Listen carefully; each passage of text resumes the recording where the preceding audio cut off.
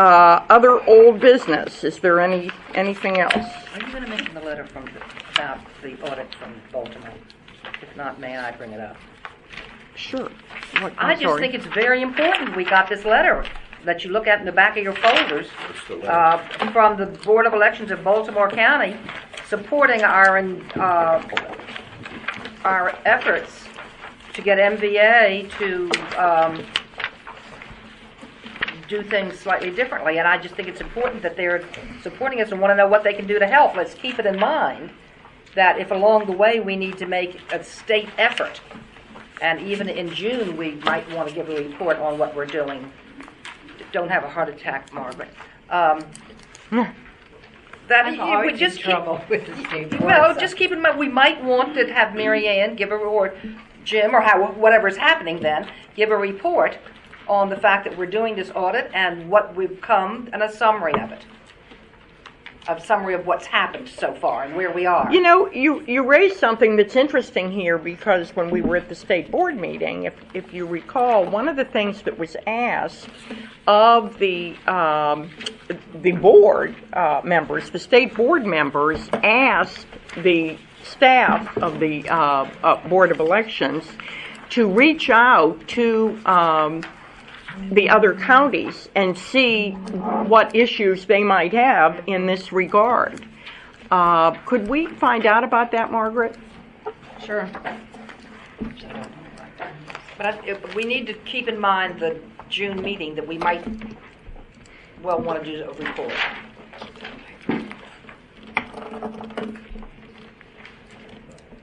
Okay, thank you for pointing that out.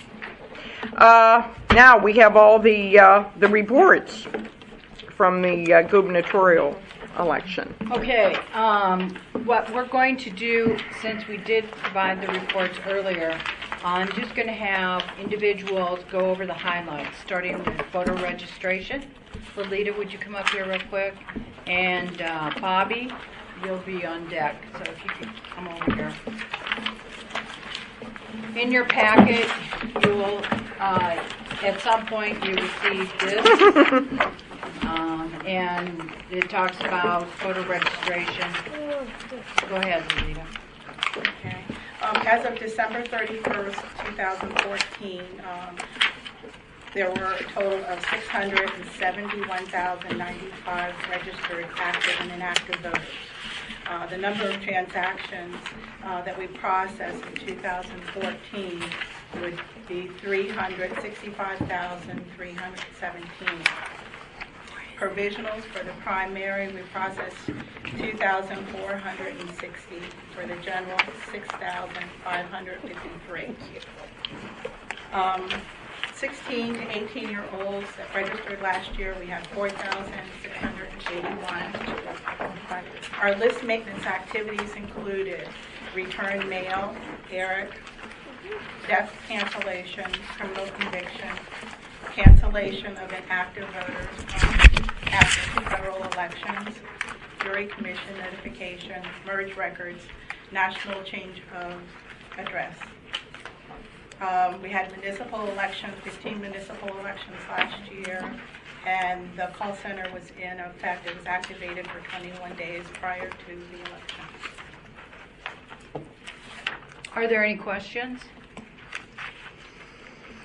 What is your interaction with MVA? Anything at all that we get here, or is it really just with the state in terms of? It's basically with the state. What would happen, like if we had a question about an application that came through, we would have to go through the help desk. And the help desk is kind of the person that's in between us and the state. So we don't go directly to the states with any of our questions. So when MVA does their activity, and people get registered, or they change their registration or whatever, that information is then going to the state. Correct. And then it comes from the state to us. That's okay. And so you implement then whatever you get from the state. Correct. They will notify us that there are applications to be processed. They're usually in batches of 25. We get them every day of the year, including Saturdays and Sundays and holidays. Really? You wonder who's there doing it, right?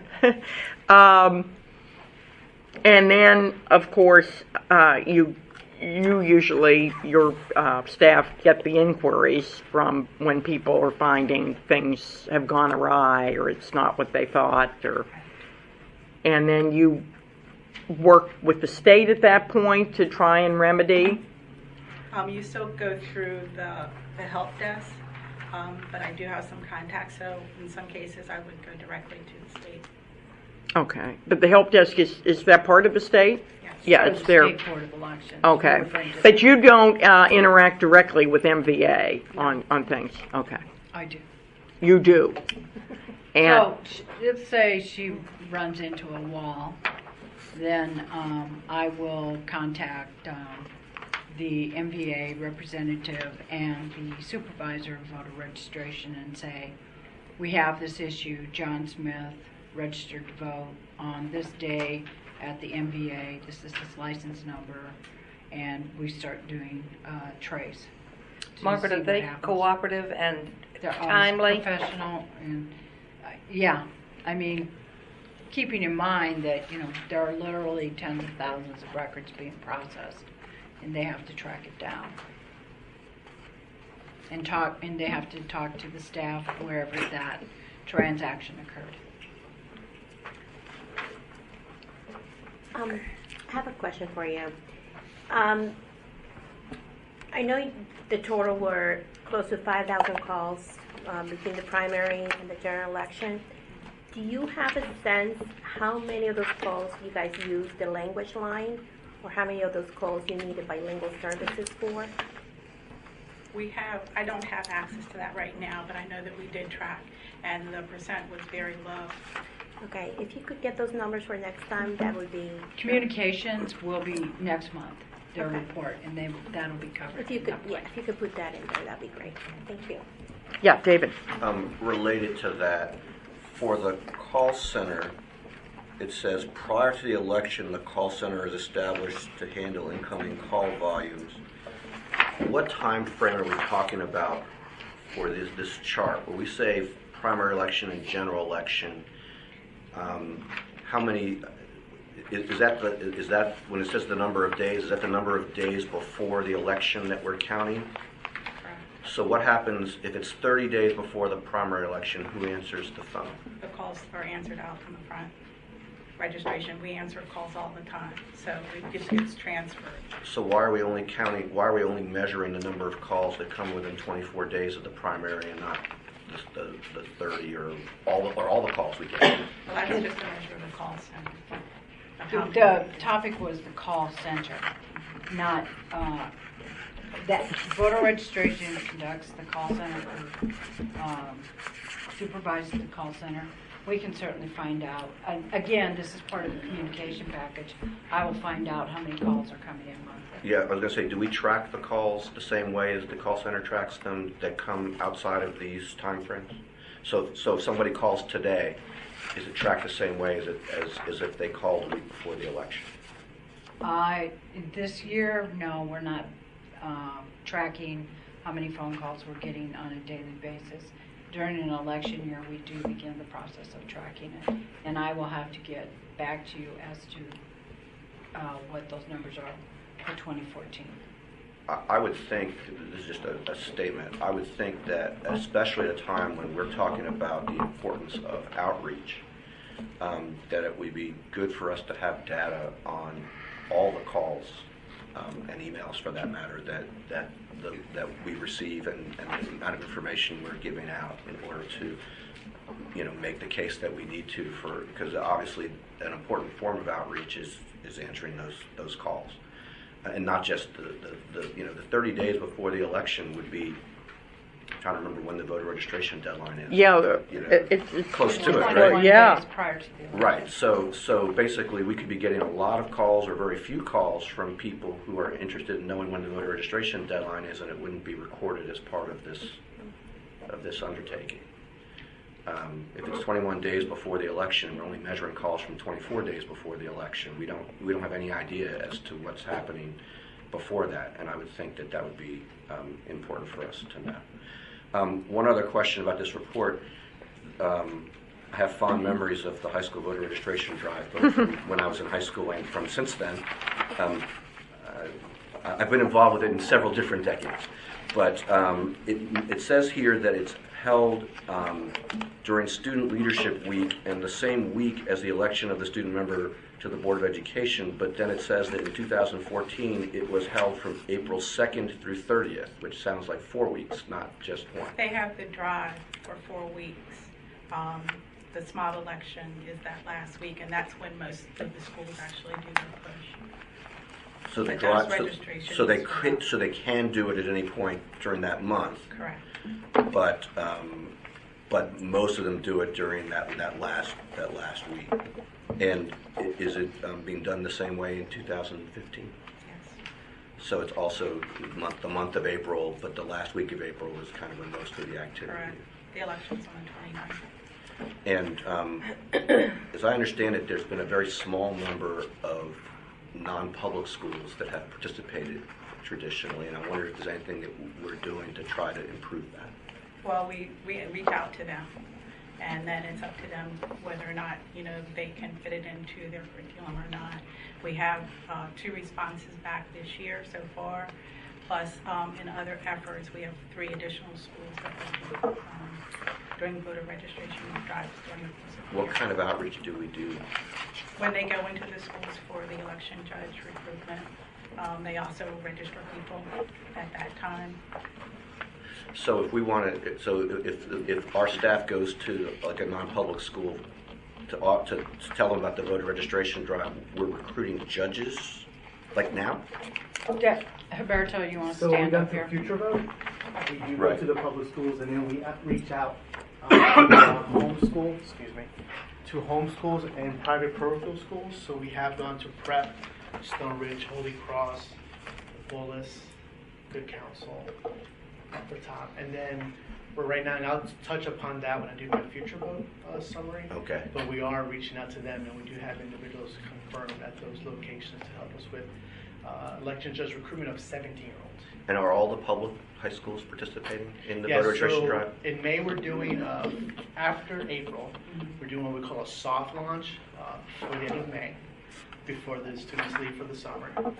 Because we recruit 11th graders, because then we'll train them. Right. Because then they'll be seniors for Right. the next That's election for the cycle. that's for the judges. For the voter registration, They're invited. Yeah. they're invited, but how many of the public high schools are participating? I don't have an answer for that. I have been reaching out to the coordinator. She's supposed to get back to me tomorrow.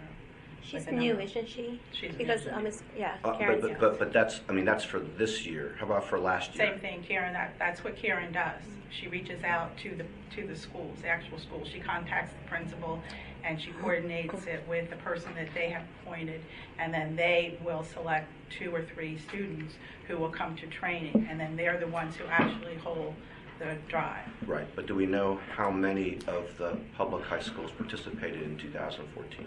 It was a very small number Of the public? of the public. Really? But there were also, you have to kind of really realize too, that there were other things going on. During that time, that's when they're doing their testing. And whether or not that was important or not, we go in and we train and offer the training to each of the schools. And if they send somebody, they do, and if they don't, then... So why are we doing our drive while they're doing Yeah, testing? should we rethink That's the something- timing? That's something that is established by the school system. They've already established that. And I think that last year was one of the first years that there was the conflict in the to time. Yeah. Dr. Navarro. Or But or you to are learn holding hours? the drive for the whole month. They're not holding the Right, testing but the for testing whole goes month. on for a good portion of Yeah, that, yeah. of that month. I mean, this is the first I've heard of it. I can tell you, I'll speak for myself, but I'm guessing my colleagues would feel similarly. I would be happy to go out and help beat the bushes to encourage schools to participate in this program. And also would be happy to discuss it with the superintendent of schools, with the Board of Education, et cetera. And I'm very surprised. I'd like to know as soon as we can, not at the next meeting, but much sooner, this week, how many schools participated last time, and to the extent we know it, how many we expect to participate this time, because if we registered 4,000 voters in 2014, and that's only a small number of schools, Yeah. then that means there's a lot more out there. But you have to also remember too, a lot more is going on than just the high school drive. This is only one of, you may have students that have already registered at MVA, they may have done it through other events, they may have done it years earlier. So, But believe me, the number. I'm very familiar with that. I have one who registered through the drive and one who didn't. And I won't bore you with the story, but I'm sure you've heard about it. But I would say that the goal of this drive should still be to be active in every high school in Montgomery County, public and private, and not to do it at a time that is, that is counterproductive. Because this is a major effort towards young voters or potential voters. We wouldn't want it to be undermined. Yes, every school has lots of things going on, no question. But I don't think we want to undermine it by doing it at a time that is, that is not convenient for students to be paying attention. What we've done in the past was we've done the tier from the high down. I've at least spoken to Dr. Weiss and Dr. Starr, and gone down to the former faith liaison to kind of executive legatus on the community partnership, Reverend, his name's slipping. Oh, yeah, yes. Tall. Anyway, I so, forgot. and by the time it goes down to the principals, they'll pass it to the assistant principal. Then the assistant principal passes it to the guidance counselor, and the guidance counselor. So by the time it gets to someone who has an interest, it just goes by the wayside. But this time what we've done is through future vote. That sounds like a lack of interest by the leadership. Well, yeah. So we've done from the top down. So this is what we're doing with future vote. We identify within our records of the students who were very active, who do the outreach, who do the training, who do election day, who do early voting. I contact them personally and say, listen, this is one of the efforts we want to really kind of, grow. And so I have a list of individuals, right now it's about 30, from different high schools. I don't have them all, and that's the reason we're doing a soft launch. Right. Because the ones who are interested are seniors, but so preoccupied with what's going on after they graduate in May.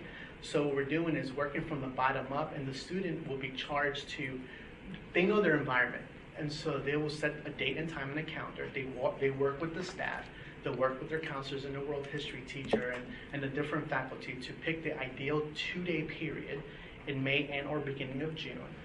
We're working with Leslie's team to do posters for election judge. So the student will say, let's say they'll have it some random day, May 21st and 22nd in the quad, because every school has a specific name of a location during the lunch hour.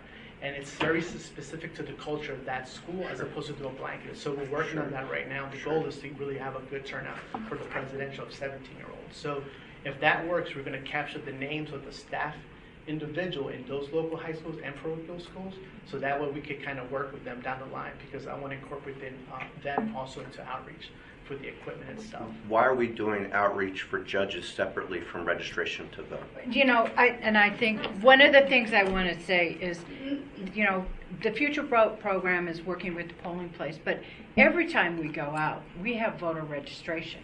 It's all going on simultaneously. Anytime we register anybody to vote, we're certainly going to ask somebody if they want to become a judge. Okay, but it sounds like the high school voter registration drive is in April, and the drive to get high school students to serve as either future vote or judges is in May or June. Yeah, but it's also voter registration as well. Yeah, anytime we go out, it encompasses everything. We go by mail, voter registration. We're close to the cycle of early voting. We drop the leaflets listing the locations. We do the voting in Maryland brochure. That's the color brochure. They go out with a lot of materials, and the students are trained in all aspects of election day expectations. So she's doing the drive with the school system. That's one portion, one effort. But when we do the outreach and or future vote, or if we go to the nursing homes, it's all considered outreach. They're all prepackaged with the information that goes out. So this is just kind of piggybacking on what they're doing for the school system, but also look at the mechanism to improve how we work with the school itself at the individual level, not the school level. Because we've done this school-wide, and it doesn't work. It doesn't work. It's just, like I said, the leadership is just dropped by the wayside. But if you do it from the bottom up, you see more participation at the school level, not only faculty, but also students and families. If it's driven by the students, we have a greater participation. And you get the SSL credits, and so they really get a buy-in. And when we do our drive too, we're also recruiting for judges and also informing them too. Sure. So that they can, when they're doing their drives in the schools, can relay that information. Well, if you could get me the data on how many schools had participated, Okay. that would be great. Thank you. I have one last quick question. How many of those calls were referrals from the 311? You would have to get that from Margie next month. Oh, okay. Okay. And if they are part of that number, and if they're not, how many were they? Thank you. Great, thank you very much. Thank you. If I may, Absentee? Before you move on to absentee, I just want Absentee, get up to, I here. just want to make a few comments on that. Actually, I'll just make one, that discussion about the evolution of the high school program. I do just want to note that the high school program is approximately as old as I am. And the environment that they're working in for that program now is obviously very different. And that we do now have the ability for individuals at 16 years old to register younger. We do now have the motor vehicle registration. We have a number of additional opportunities and stakeholders who are out there striving to register people to vote. So in some ways, our efforts, Lolita's efforts, Silberto's efforts, our election judge recruiters' efforts to reach these high school age individuals, in some ways we actually have more competition from other groups that are out there trying to reach the students as well. And so I actually think that Lolita and Gilberto have really been working, I think, to try to really think through some of the changes in this. And as we have a new relationship with the school system, I note that David, you in particular had just mentioned wanting to reach out to the schools and sort of talk about the future of the program. That's certainly consistent, I think, with a lot of what has been going on in the discussion of the program. I also do want to note the communications report will be next month, but we have mentioned at a previous meeting that we have instituted some new and much richer call tracking than we have done before. And so we will be working to expand the call tracking that we have as we move forward with the 2016 election. And I also want to note the statistics that Lolita rattled off at the beginning of her report. She mentioned that we had 365,317 voter document processing transactions. I just want to point out that works out to an average of 36,531 transactions per staff member. Our voter registration staff, including the temporary staff, have a more than 36,000 member caseload effectively when you look at the transactions that they're doing. And now some of these are very routine, but many of them do, and unpredictably in many cases, involve having to do a fair amount of follow-up and contacting voters directly, multiple mailings. There's really a lot of work that our voter registration staff do that doesn't always go noted. And so after, now that they've given their report to you, I think it's just a good opportunity to point out to you how much work goes on behind the scenes on these 360-some thousand transactions every year. Okay, absentee. The absentee department encountered fewer problems in administering the 2014 general election than the last several elections. However, voter confusion about the process continued to be an issue. Outsourcing of mailing by the state continued to challenge the efficient service to voters in Montgomery County in that initially mail that is not processed daily and errors by the state contractor have continued to occur. Summary, for the 2014 gubernatorial general election, the volume of ballots handled by the absentee voting staff was as follows. Applications for an absentee ballot, 17,378. Absentee ballots sent, 17,378. Return voted ballots, 13,702. Total accepted by the board, 13,500. Rejected by the board, 2,006. I'm sorry, I lied, 206. Why does that number not add up? It doesn't add up because remember, after the election you get them, they continue to come in, and it's not the number that was recorded. After the deadline, you mean? Yeah, they come in after the deadline. And present So you're one saying to that we the board. rejected some that are not counted as returned because they were returned late? No, Right, they're after the returned, canvass. but it's after the canvass. After the canvass. So the returned ballots Or 1370? include, the 13,702 includes the ballots that came after the canvass or doesn't? It does not. This But is- the 206 does or Yes, doesn't? because when we ran the numbers afterwards, these numbers came in. Oh, I just- see. Oh, I'm sorry. At the end. I'm here to answer my question. Thank you. Challenges. Montgomery County Board of Elections processes 25% of the absentee ballot requests and canvasses the highest volume of absentee ballots in the state of Maryland. 1, online application. The language and the presentation is confusing because it appears to a voter that it's a voter registration application. 2, confusing language. Delivery system language is confusing. 3, absentee ballot is delivered. Voter mails absentee ballot, then appears at the early voting center or a polling place to vote. 4, State Board of Elections, vendor management by the State Board and delivery of absentee ballots. And 5, delivery of printed ballot, election calendar, and legal requirements conflict when printing schedule for timely delivery of ballots to travelers and nursing home program. 6, Canvas, technology is outdated for the size of the county to scan the ballots that we have. Okay. Any questions? Good observations Yeah, there. they are good I mean, If you look at our report, we've made recommendations as to what we think should happen, yeah. both legislatively and proactively on our part. Amen to what you said about requesting the absentee ballot online, which I did. It was very confusing. Yes, it is. You know. People believe that they're registering even though they're just And where is the fix for that, Bobby? State. the state. State. State level. Everything goes to state. And what have we done to raise that? Or Well, the board has raised it. I know that Kevin has raised it directly with Nikki, and we certainly, once this is completed, we can certainly send this off to the state board. But you met Actually- with, what's, Ann Charles? Ann is coming this week. Oh, okay. It was postponed because of the snow. Okay. The state is coming to see how we process applications. oh, And our process, because we're the most efficient and best records in the state, they said. Well, So- But we also will be discussing. is this the kind of thing that will come up for discussion in Ocean City? I was going to ask that very question. It seems to me there's a platform there for some of these things. Aren't you on the board? No.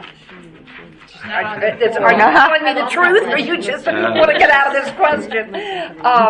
It seems to me that there's a role for the board members to bring up some of these burning questions Well, I that the can state tell doesn't you appear that I know to that be taking Nikki care Trella of. reads our board minutes. What? I know that Nikki Trella, the deputy director, reads our minutes because she will contact me and tell me if she thought I'd gone astray in what I said. So, Really? yes, really. Me too. We're waiting for them to contact us and tell us we went astray. Yeah. You know. Yeah. Only once. I know they're paying attention to everything we write in these reports. Well, it just seems to me, I know, having been to those meetings over the past years, and we never feel like we can get engaged, and they don't talk about serious kinds of things where Wouldn't it be we interesting? can affect some change. And hearing like this report, I could see a breakout session on the whole issue of the absentee ballots, and they love to talk about best practices and lessons learned and all of that. And Didn't you say they were coming up with the schedule? Yes. Desperately Okay. trying for And it. so if the Montgomery County Board of Elections has any particular breakout sessions you would like to see, we have one more bite at the apple to add. Okay, what comes to my mind is we've had 3 or 4 questions today on MVA, on this kind of thing, that it seems to me all of them could be addressed statewide to a great positive effect. And why don't we give whomever the powers that be some of these questions and have a ask for a breakout session on them? What are you going to call it? breakout sessions on. Well, no, some of it is- what are they going to address on absentee ballots? And I mean, of course, we'd all like to beat up on the state for rumback, right? Are they using them again? No, actually, I think they're going to let that out for bid. But I think one of the issues is what is the language that is used on a lot of these online processes. It is not. No one can go to absentee online requests, and you go directly to the voter registration screen. It's not an intuitive process to understand why And you're there's no filling introduction out that says this is required to update your information. Well, not only that, they ask you where you want your voter registration card sent. Right. And obviously, if you're applying for an absentee ballot, there shouldn't be a need for a voter registration card. You already have one. Right. That's correct, except for a UOCAVA voter Right. who is registering for the first time when they send in their application. That's a dual application. But there are other examples that were given today with regards to the MPA language that is on the online screens. And one of the things that I thought that Allison did really well with the sample ballot was to take whatever designs we come up with and run it through a process that was designed for democracy, so that it's a simpler, more understood, cleaner understood process that you know, oh, okay, I go to here and this is the next step and this is the next step. Well, and another thing that we pointed out too in this report was now voters go online if they have a driver's license and they can register for an absentee ballot at any time. I ran a report this morning before I came here. For the general election, we have 133 requests, and for the primary, 125 requests, of which more than 50% are web delivery. So the twofold problem is people who are applying now because they went to college or went to the MVA and registered will not remember most likely that they registered, and they will become provisional voters because they will turn up at the polling place.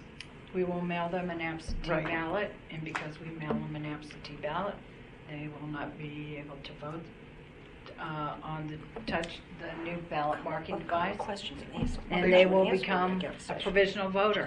Right. One of those 20,000 that will be processing for the general election in 2016. Can we include something with their absentee ballot that tells them? Our proposal is to send a reminder Right. postcard to them and say, You're registered for an absentee ballot. Yeah. Do you Are really sure? want it? if they're still at the same address. Right. Well, I think moving forward here, certainly put this on a list to bring forward for the meeting.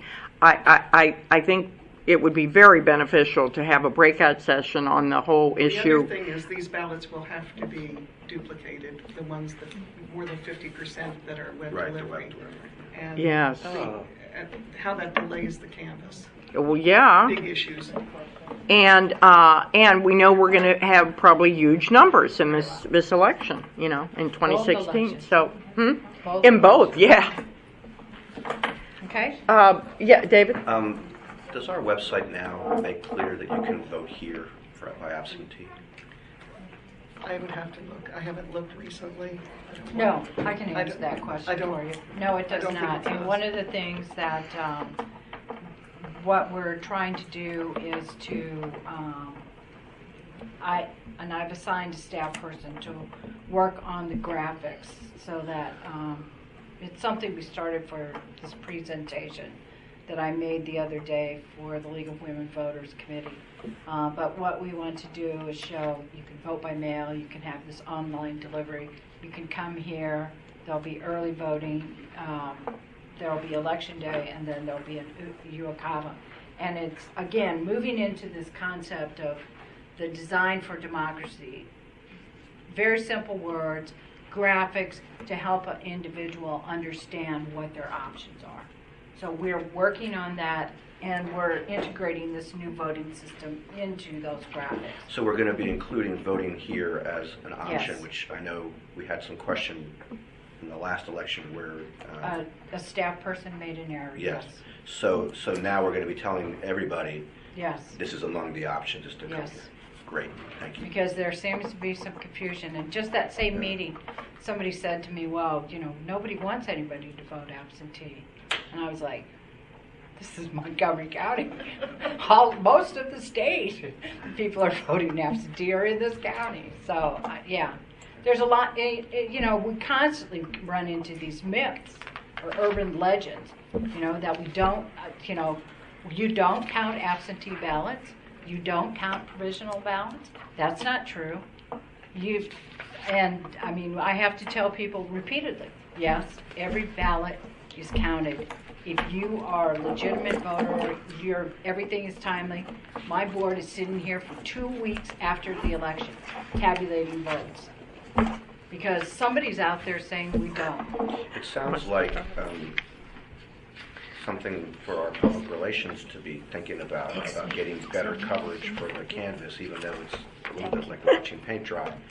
But at least to let people know that the counting is going on, because I can tell you that there's lots of very educated people who, if I tell them what I'm doing in those 2 weeks, they're very surprised. Oh, the election's still going on? Yeah. Well, and it adds to the confusion in terms of individuals saying, well, why are you even counting absentee ballots? Because they declared the winner. I had the guy tell me this just the other day. They declared Larry Hogan the winner at 11 o'clock. Why are you counting any more ballots? Why are you counting any more ballots? I don't know what the media's doing, but I am telling you we're still counting ballots. So. For days. The league would like to say something here. Just a clarification, the meeting was our civic outreach empowerment committee. So it was not league members that were raising those questions. I'm sorry. It was the people that we are trying to reach also to increase voter turnout. And there were 30 to 35 that have been crossover between the first 2 meetings, and there's at least a third one planned. Right. And we do include that absentee ballots are all counted in our voter's guide. That's part of what we also mentioned. Great. Great. Thank you, Bobby. IT? Absentee caseworkers are to be commended too. Well, I'm commending people at the close of their reports. The gymnastics that they go through to try to make sure that they get balance to everybody they possibly can and handle reissues it's really quite something to see the above and beyond that they do. They are the mistresses of email.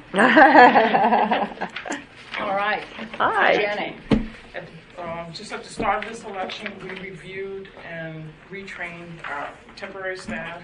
We implemented some controls and checks and procedures, revamped some of the processes, and as a result of that, we prepared 2,762 voting units, along with the integrity reports that go along with those voting units. And on the integrity reports, because of our process changes, we achieved a 99.82% accuracy rate. We prepared 871 poll books and 871 integrity reports, and we had a 99.5% accuracy rate. Because we reviewed, we changed the procedures. We had, we were able to finish the logic and accuracy of the voting units prior to the defined deadline. We were done like a couple days before we were supposed to be. Everything done. And when we were doing the poll books after early voting, we started that Friday night. We got a call from the state that the file was bad. They gave us the wrong data. We had to restart, but we still finished earlier than what we did for the primary because we revamped everything. So all in all, it turned out to be a very good election for us. Okay.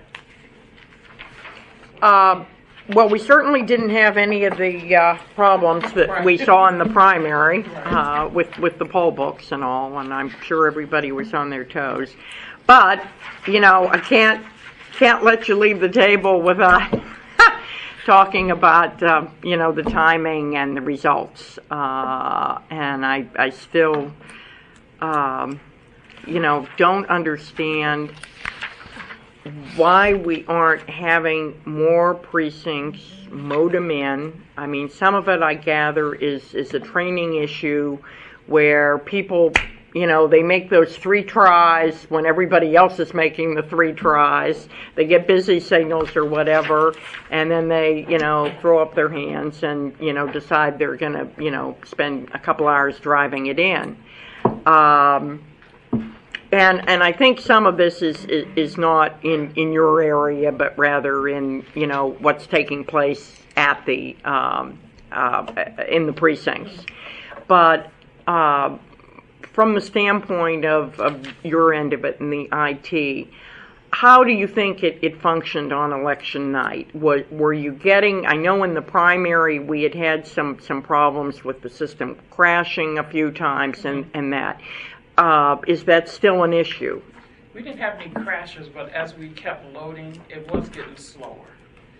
Just the cards were taking just a little longer than what in the beginning, you don't have that much data on the TSXs, so it's loading real fast. But as you get further into the process, because you're constantly loading cards on those same machines, you can't clean the memory because it takes too long.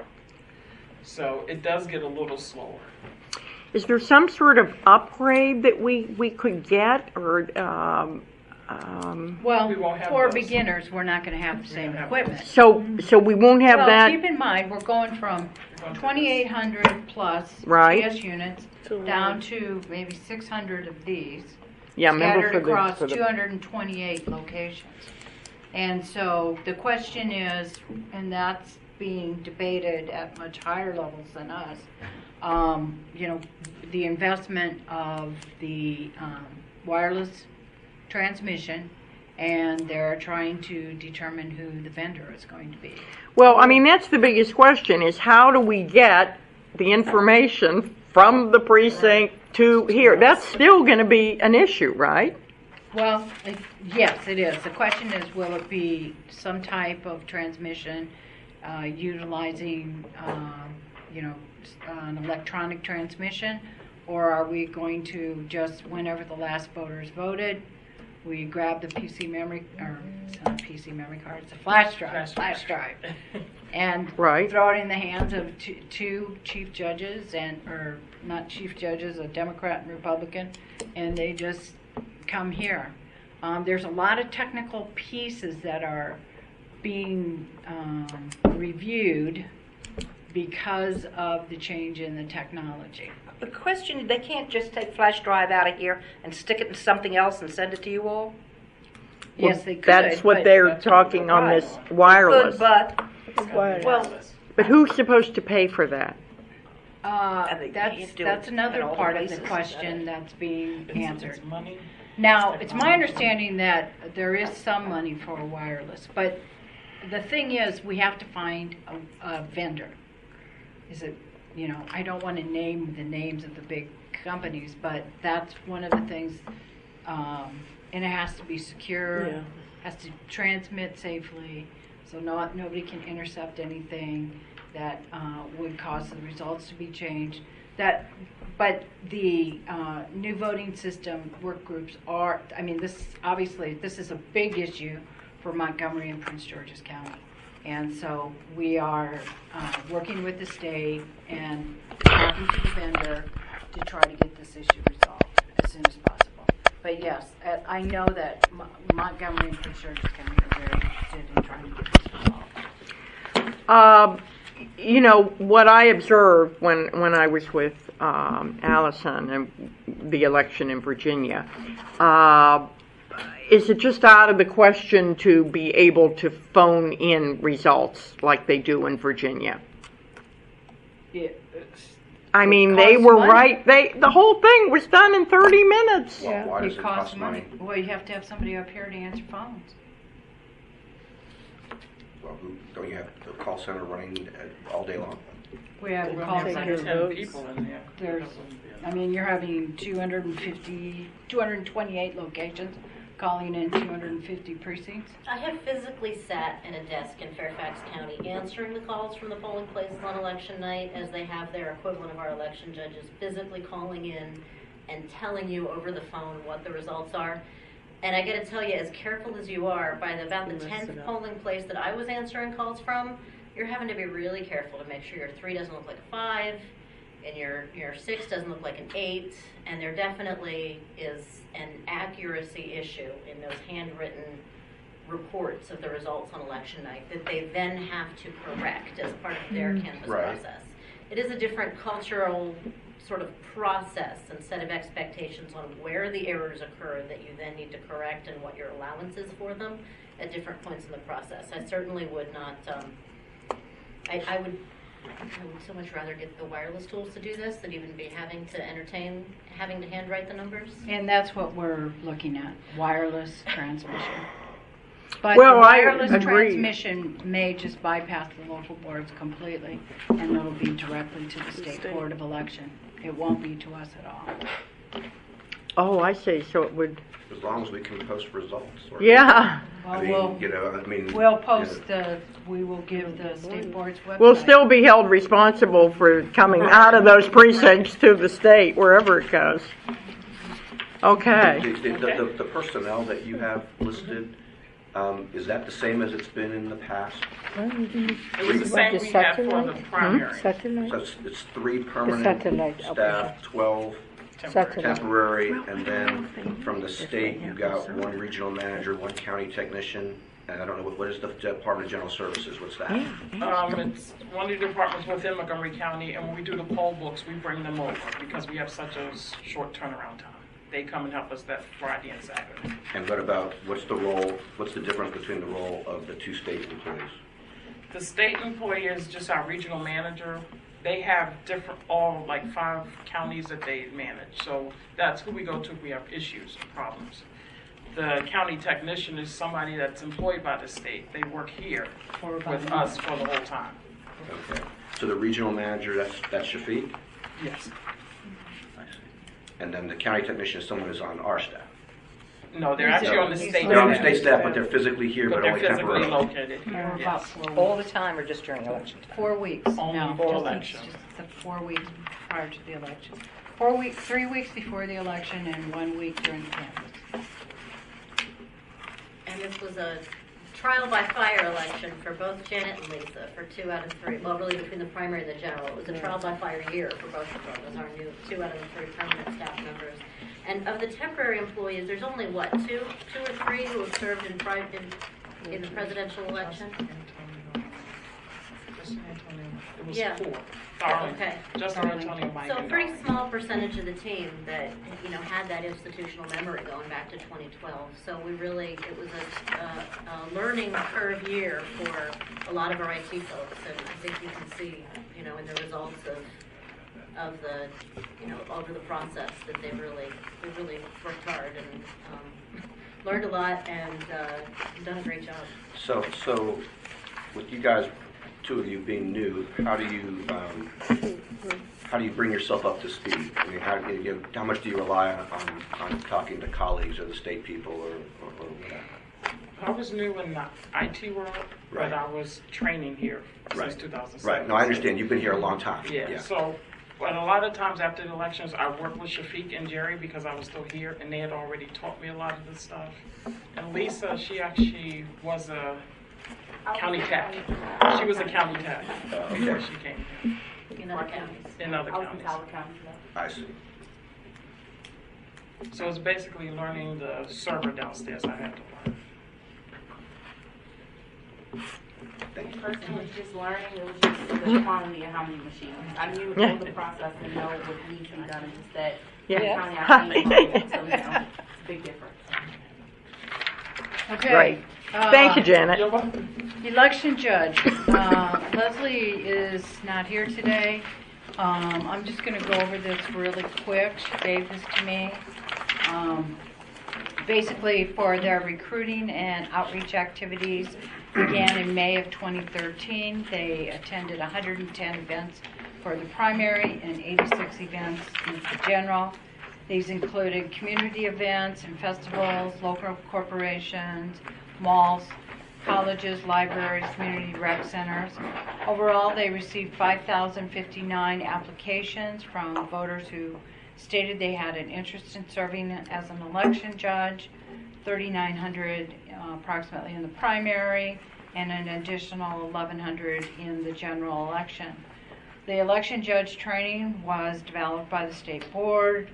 Their election judge manual is mandated by law, and the training began in August. All Montgomery judges complete a stage 1 training online, which includes the information with regards to ADA compliance, and stage 2 is in person, where they come in for the classroom, as well as the hands-on training. They go through procedural training for the judge position. They practice on the voting equipment. They'll practice issuing provisional ballots. We have open access walk-in practice during the 10 days prior to the election for judges to practice on the voting equipment, to ask questions. Judges will work one-on-one with the trainers. The chief judges are also required to attend a pre-election briefing. Generally speaking, it's the Friday and Saturday before the election when they pick up the bags. We will also provide them with any last-minute notifications from the state board. We will sometimes identify known media requests, changes in procedures. This will be an opportunity to reinforce the training. We had outreach and training at Mendez University, Jane Lawton in Bethesda, White Oak Community Center. A training evaluation was provided to each trainee. Information is included in your packet, which is this item. And we had some problems that when we were doing our update over the summer months, because of some overlap with staff, there were some problems with the book, but those eventually got ironed out. We had 179 Spanish-speaking judges, and we had 57 Spanish-speaking chief judges. We had 46 roamers to assist in better support at the precincts. Were those bilingual? The roamers? Yeah. No, the roamers are there to assist the chief judges in procedural and technical issues. Are they all on staff? Your roamers, all staff people? No, they are. They could be assigned from other departments. So DTS. But they're basic county employees who know more than most people. Well, some of them are county employees. Some of them are, people who've worked for us in the past, or maybe was a chief judge. And it's not outsiders, though. I'm talking about you don't hire other types. No, I did. Thank you. That's did what that once and never again. Election night closing. It's very important, and this is emphasized, the correct closing of the precinct. Precincts closed with no problems. The average actual times for closing a precinct ranged from 24 minutes to 2 hours and 8 minutes, though we did have several that came dragging in after 1 o'clock in the morning. Or 2 o'clock in the morning, I guess. Comment cards, there's a survey within your packet that talks about the voters' experience at early voting as well as election day. 90% believe that the polling place was well run, the judges are welcoming, and the judges were helpful. And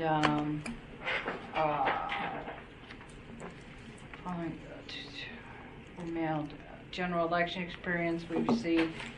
They received 1,500 responses from about 64% of the judges,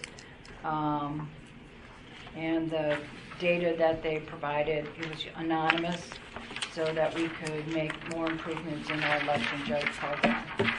And as I said, this packet, this gives you an idea of what the job description is and what the pay is for the election judges, and then these are the activities.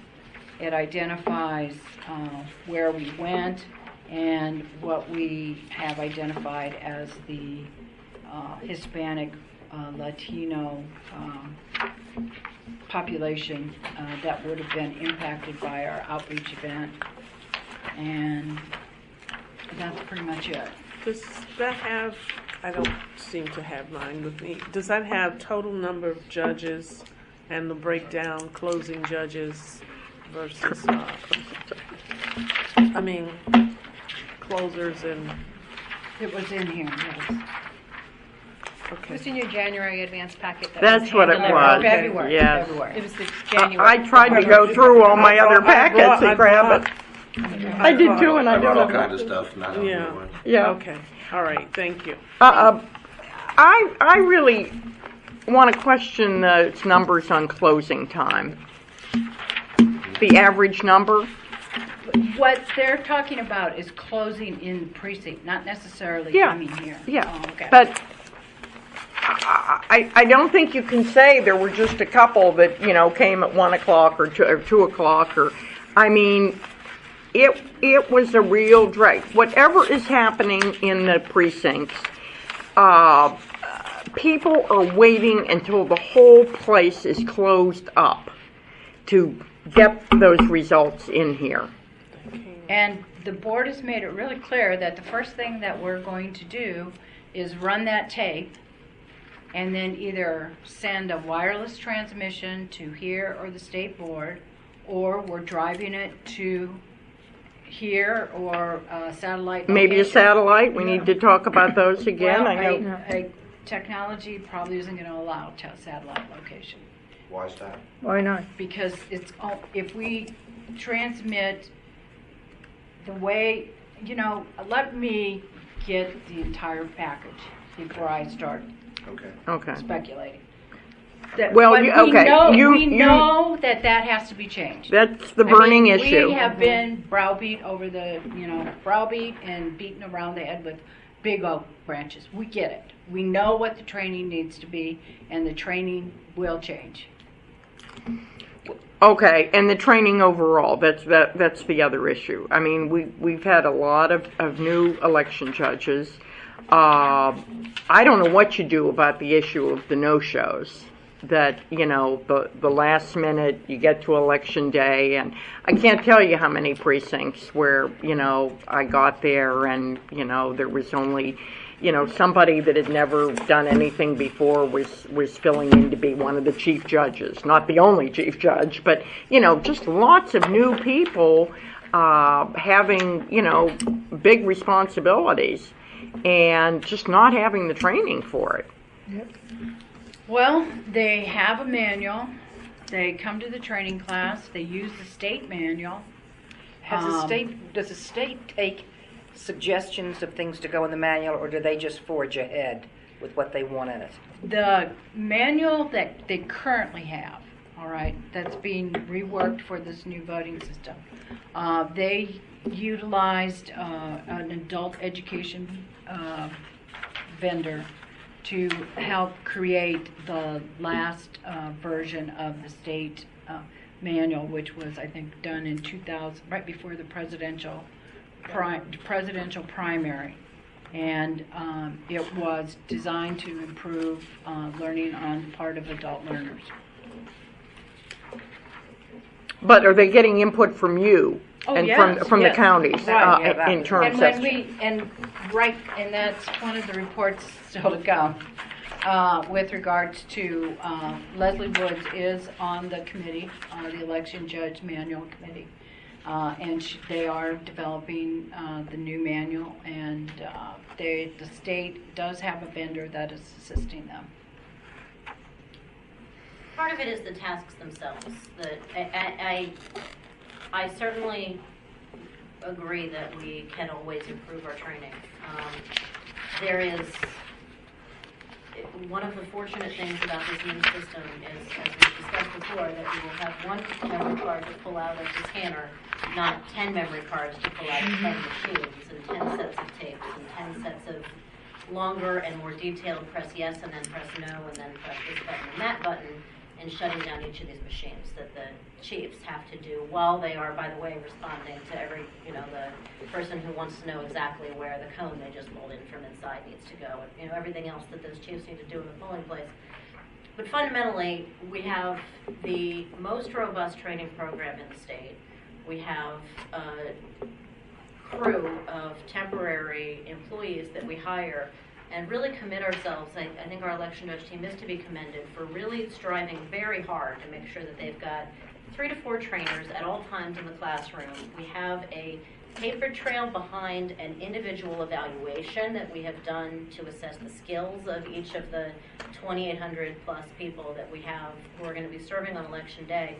And I think fundamentally there is a limit to the amount of information you can cram into the brains of these, couple thousand people in the number of hours that you can possibly bring them in. And so hopefully in this opportunity of having some new systems, we'll also have an opportunity to streamline some of that training and to be able to better focus on the key things that we really need people to remember and to do.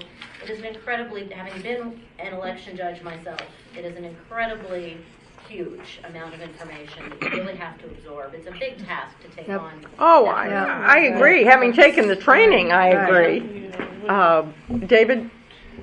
First, a couple of things just to support what Mary Ann said.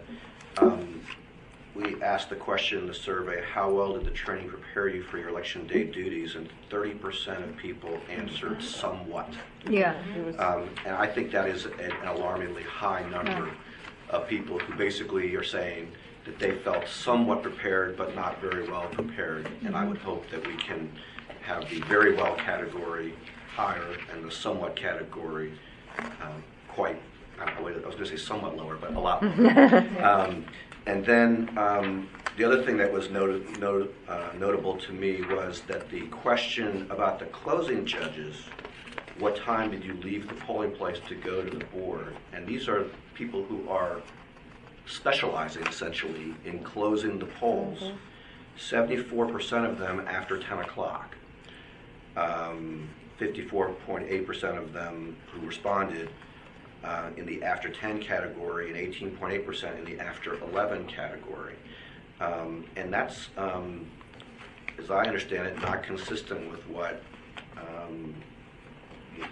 the expectations were for how long that that should take. I know we have a new system.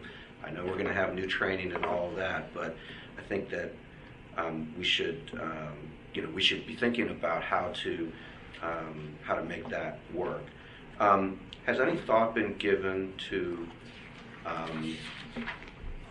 considering whether the model of having people work from 7 in the morning until 10 o'clock in the evening could be modified to have more positions where people work part of that time and not all of it? Because I would think that for anyone who works that amount of time, the possibility that things would go more slowly at the end of the day when the polls close, when you've been there since 7 or earlier in the morning, is quite large. And if you were to have people who who would split the day, there may be people who aren't able to take the whole day off, but are able to take a portion of the day off, who would be willing to help out if there's a way to do that. We have part-time positions.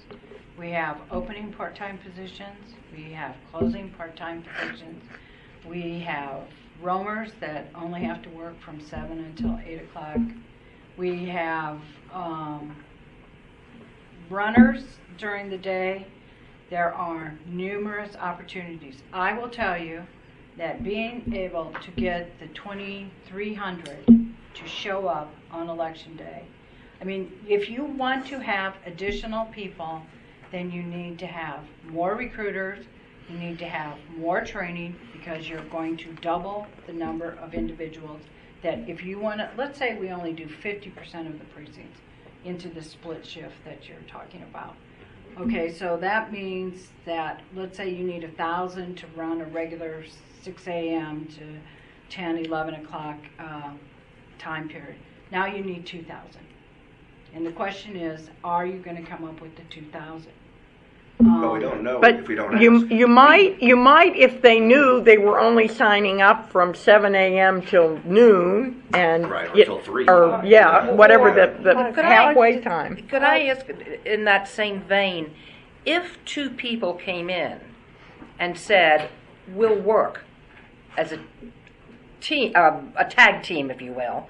I'll work from 6 in the morning till noon. She'll work until closing, or whatever." Would you do it that way?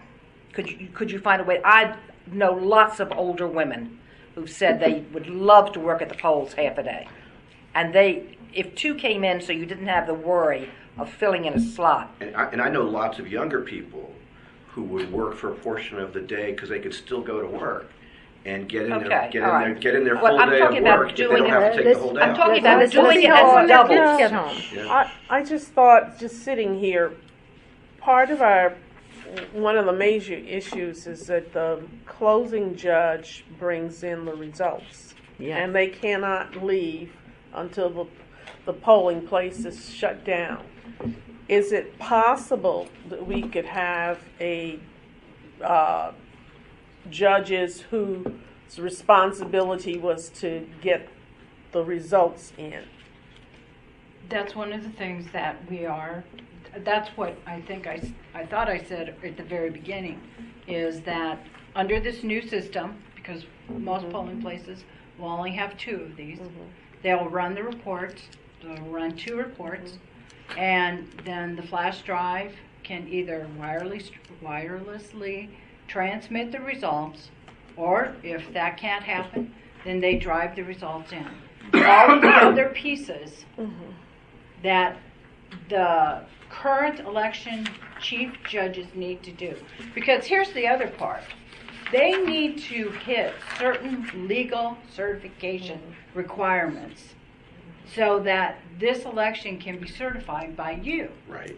So they need to write down all of these tamper tape numbers. They need to write down the various seal numbers that they're placing in. All of those pieces have to be done. And quite honestly, by that criteria, which is what the state judges the local board upon, they improved dramatically compared to even 2 years ago. And they'll only have maybe 2. 5 pieces in the They'll have 2, and then, they'll have 2 pieces. Most polling places will have 2 touchscreens. And then Instead of having DREs. like 90 and steps in maybe the some will process. have extra scanners. Maybe. Most of the places that we have on election day, they will have 1 of these and 2 of these. Now, there's going to be places like Leisure World and places that we know that we have some sort of issue that will have more. But we can, immediately the workload is reduced. My point was, could there not be a judge who just responsibility is to get in the vote tabulation? There will be 1 Democrat and 1 Republican that will drive the flash drive. And that's a different person from the closing judge. No, it will be the closing judge. That's Closing my point. What's going to happen, we're going to change the instructions. All right? The state gets it. All right? Nikki and Linda get it. Montgomery County and the Washington Post and whoever else want election results at 9 o'clock or 10 o'clock or 11 o'clock. Their instructions for the local boards will be, you're going to take that flash drive, you're going to run those 2 reports, and wait till you see those reports because they're teeny tiny. Yeah. But you'll run those 2 reports, you'll wrap 1 with the report, and the flash drive will be in there. It'll be placed in a secure case, sealed, and those 1 Democrat and 1 Republican will bring it here if it's not wirelessly transmitted. And do they have to bring it here anyway? They but have they to. can wirelessly transmit it They have beforehand. to bring it here because Yeah. because once again, the results that we get on election night are unofficial.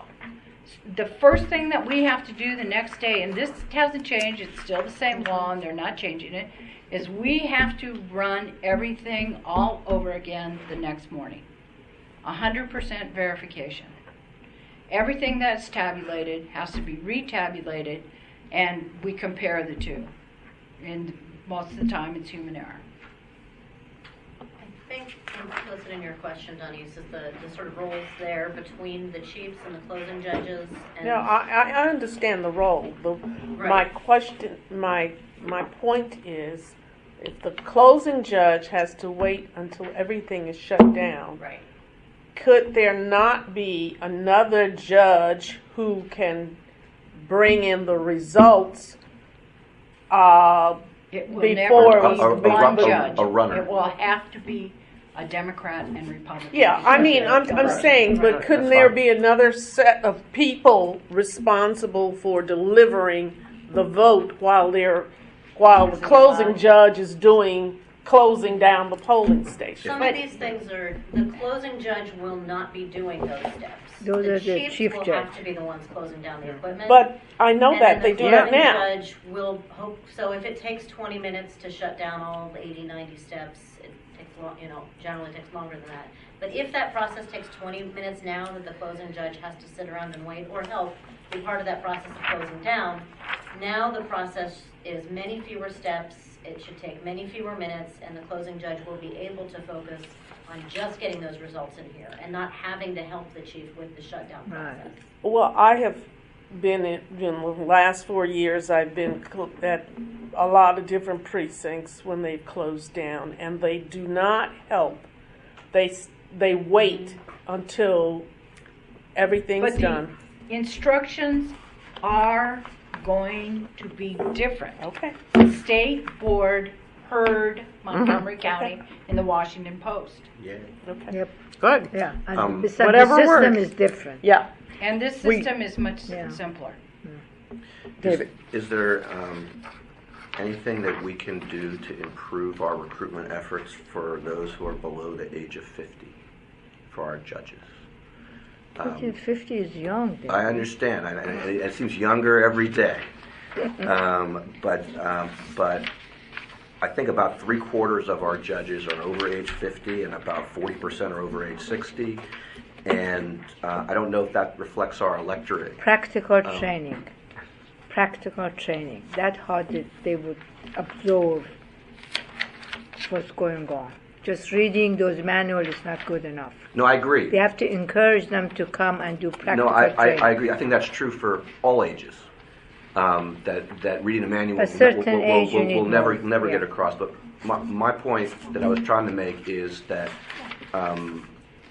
I would think, I know that we've made a big effort in the 17 to 20-year-old category, but I was wondering what can be done to broaden the base of our judges more generally, not only on the basis of age, although that one is pretty striking, but on every basis. I mean, it seems that we have a certain profile of most of our judges, and we should probably be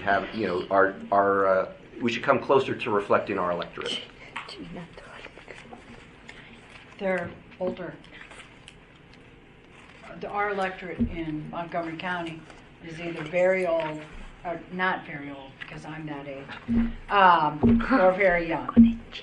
So we have, I think, 25% of the registered voters are over 62 years of age. And I forget what the youth is. I mean, it's a growing portion of the population.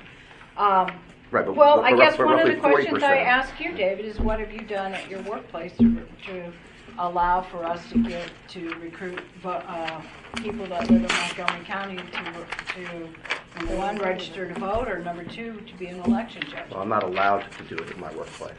I'm ethically prohibited from doing work for this board at my workplace. But we could.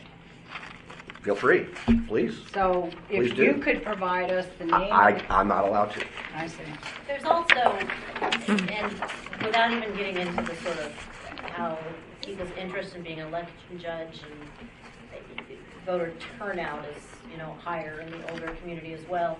I will say that having come from the nonprofit community before I got into election administration, not having any kind of limitations on my ability to do recruitment drives, and having done recruitment drives in my own office, retention was an issue. My peers often found the hours, the commitments of being an election judge to be very difficult to balance with work and family and travel and whatever else they were doing for their jobs, and tended to work one election and then not do it again. So, and not because they weren't up to the job, but because it was a long day. It was sort of a phase in life when a lot of people have a lot of other commitments and things. But I would say, Gilberto, I know without Leslie here, I don't know if you can speak to the extent to which there's demographic targeting that we do. Yeah, we're doing corporate targeting across Montgomery County. We are going to set up a meeting with Montgomery College. They have, in 2014, we initiated what's called a conversation with enrichment league. Staff have access to enrichment leagues to participate as election judges or to serve in other community capacity, whether it's at Man of Food or Salvation Army, etc.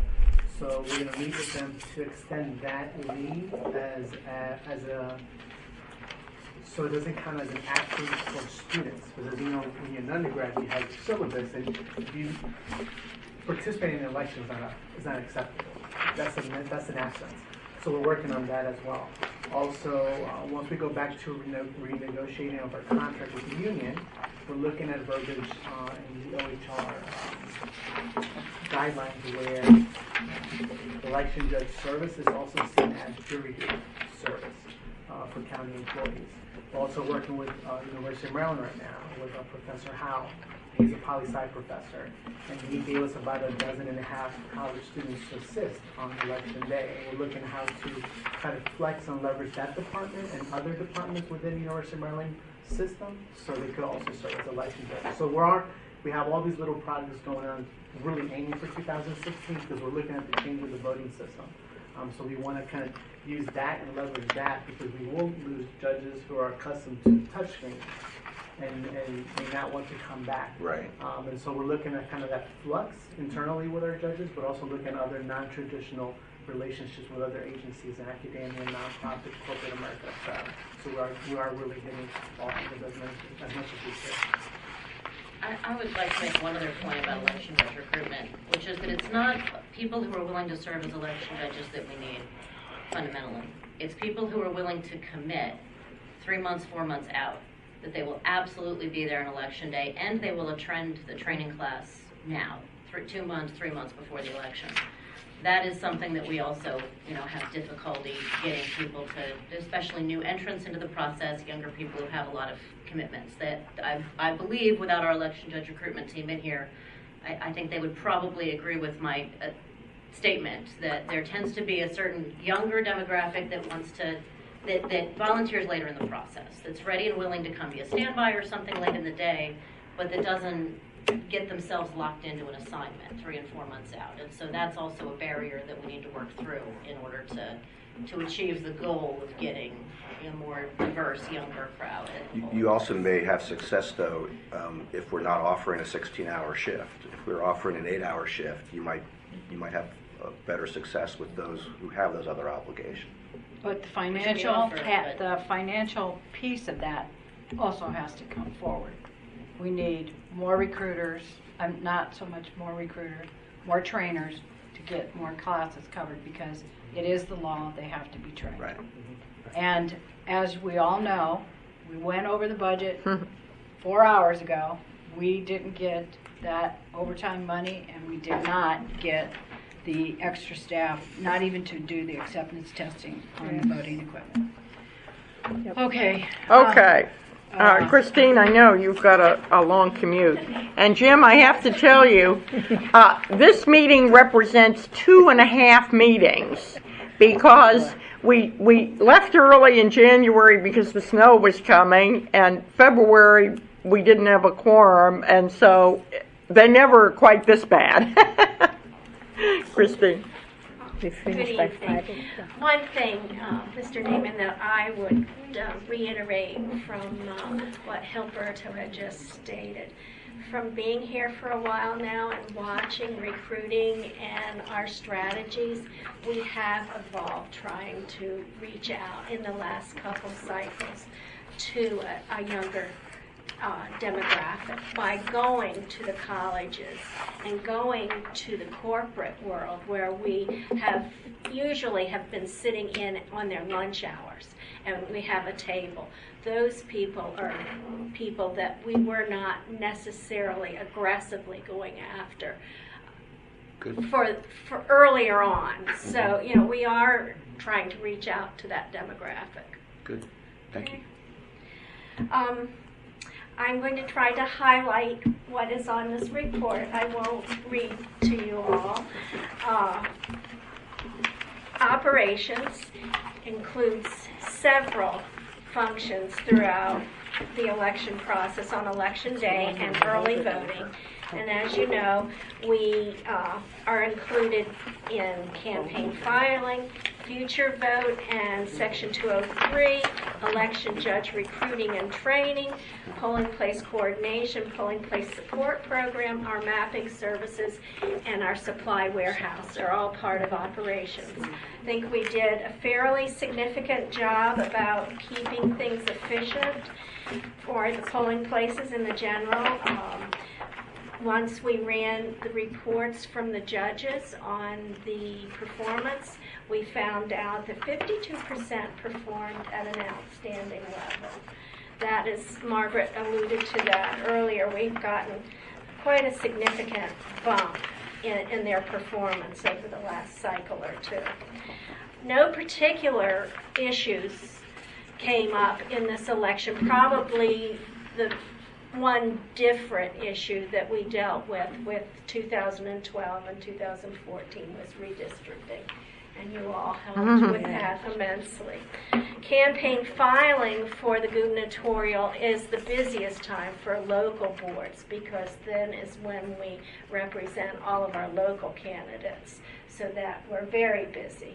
Mr. McKevitt filed approximately 140 people that were on the ballot for local contests, and I would say about 400 different calls and emails were addressed to help people that had questions about elections in general, but with that campaign emphasis, possibly calls would be involved with mapping. It wouldn't necessarily be how do I file, but it might be a candidate who wants to look at their district, and they would be calling about mapping. And there were 400 different inquiries that we addressed over the cycle. Along with that, we did proofing and verification of ballots. We created the certificates of nomination for the general election candidates. And then along with that, because of the new software in MD Voters, staff were trained for the new filing software that we'll be taking, or that we're involved with now, that will go forward from this day. Supply Warehouse did an excellent job. They had to cover 9 centers. All of the supplies that went out in a timely manner. They were delivered. We didn't have very many requests for additional materials, so it tells us that through our checklists, we were able to supply the centers as well as the polling places with what they needed. One particular issue that supply always needs to address, and in the gubernatorial is a particular challenge, is delivering the correct amount of paper ballots. And with the new system, that is going to be even a more challenging effort. With the general, we had 33 ballot styles. With the primary, we had 60-some ballot styles. So in order to pack all of those ballots correctly and get them to the correct location is a challenge, and they did a good job. Everything was done correctly. All the ballots went to the correct location. Election night, we talked a bit about that earlier. We've discovered by using the double car lines and the adequate number of personnel, we've been able to move the cars through quickly and receive the information that you all are looking for as quickly as possible. The reconciliation that goes on after the election seemed to go well. There were minimal errors by the election judges, and we attribute that to the reinforcement of trying to reinforce the accuracy that's needed during an election with the election judges. Polling place support is part of operations. One of the things that we are trying to emphasize with polling place support is that this is real time, and it is the responsibility of the volunteers to report back any concerns that they have. If they take that initiative to either speak with the judges or speak with us directly with an issue that they see, whether it be no electioneering or a provisional misstep, that helps us direct and focus immediately, not hearing about it after the election. So that is the glory to the polling place support, to help us address things in a real-time manner. Training and the trainee evaluations, we went over quite a bit about the training. And in Leslie's report, she mentions about the 3 sites. We've found that that is particularly important to our judges or our potential judges, being able to give them a choice of where they train really has helped. Coming out to Gaithersburg is not always convenient for some people, and being able to take the training closer to home. The training is the same. It's no different than if they were to come here, but we're taking it out, and that does help. We were talking about retention and interest. That does definitely help the interest. Evaluations, the trainers take it to heart about their training process, and they feel that the evaluations that they present to the potential judges have helped them develop a better training class. And they are constantly evolving based on the comments from the trainees. Polling places. Polling places opened on time and few reported lines. We have done a brief wait time analysis that I believe. Oh, yeah. It's here somewhere. This was We did this came after. after we received your packet.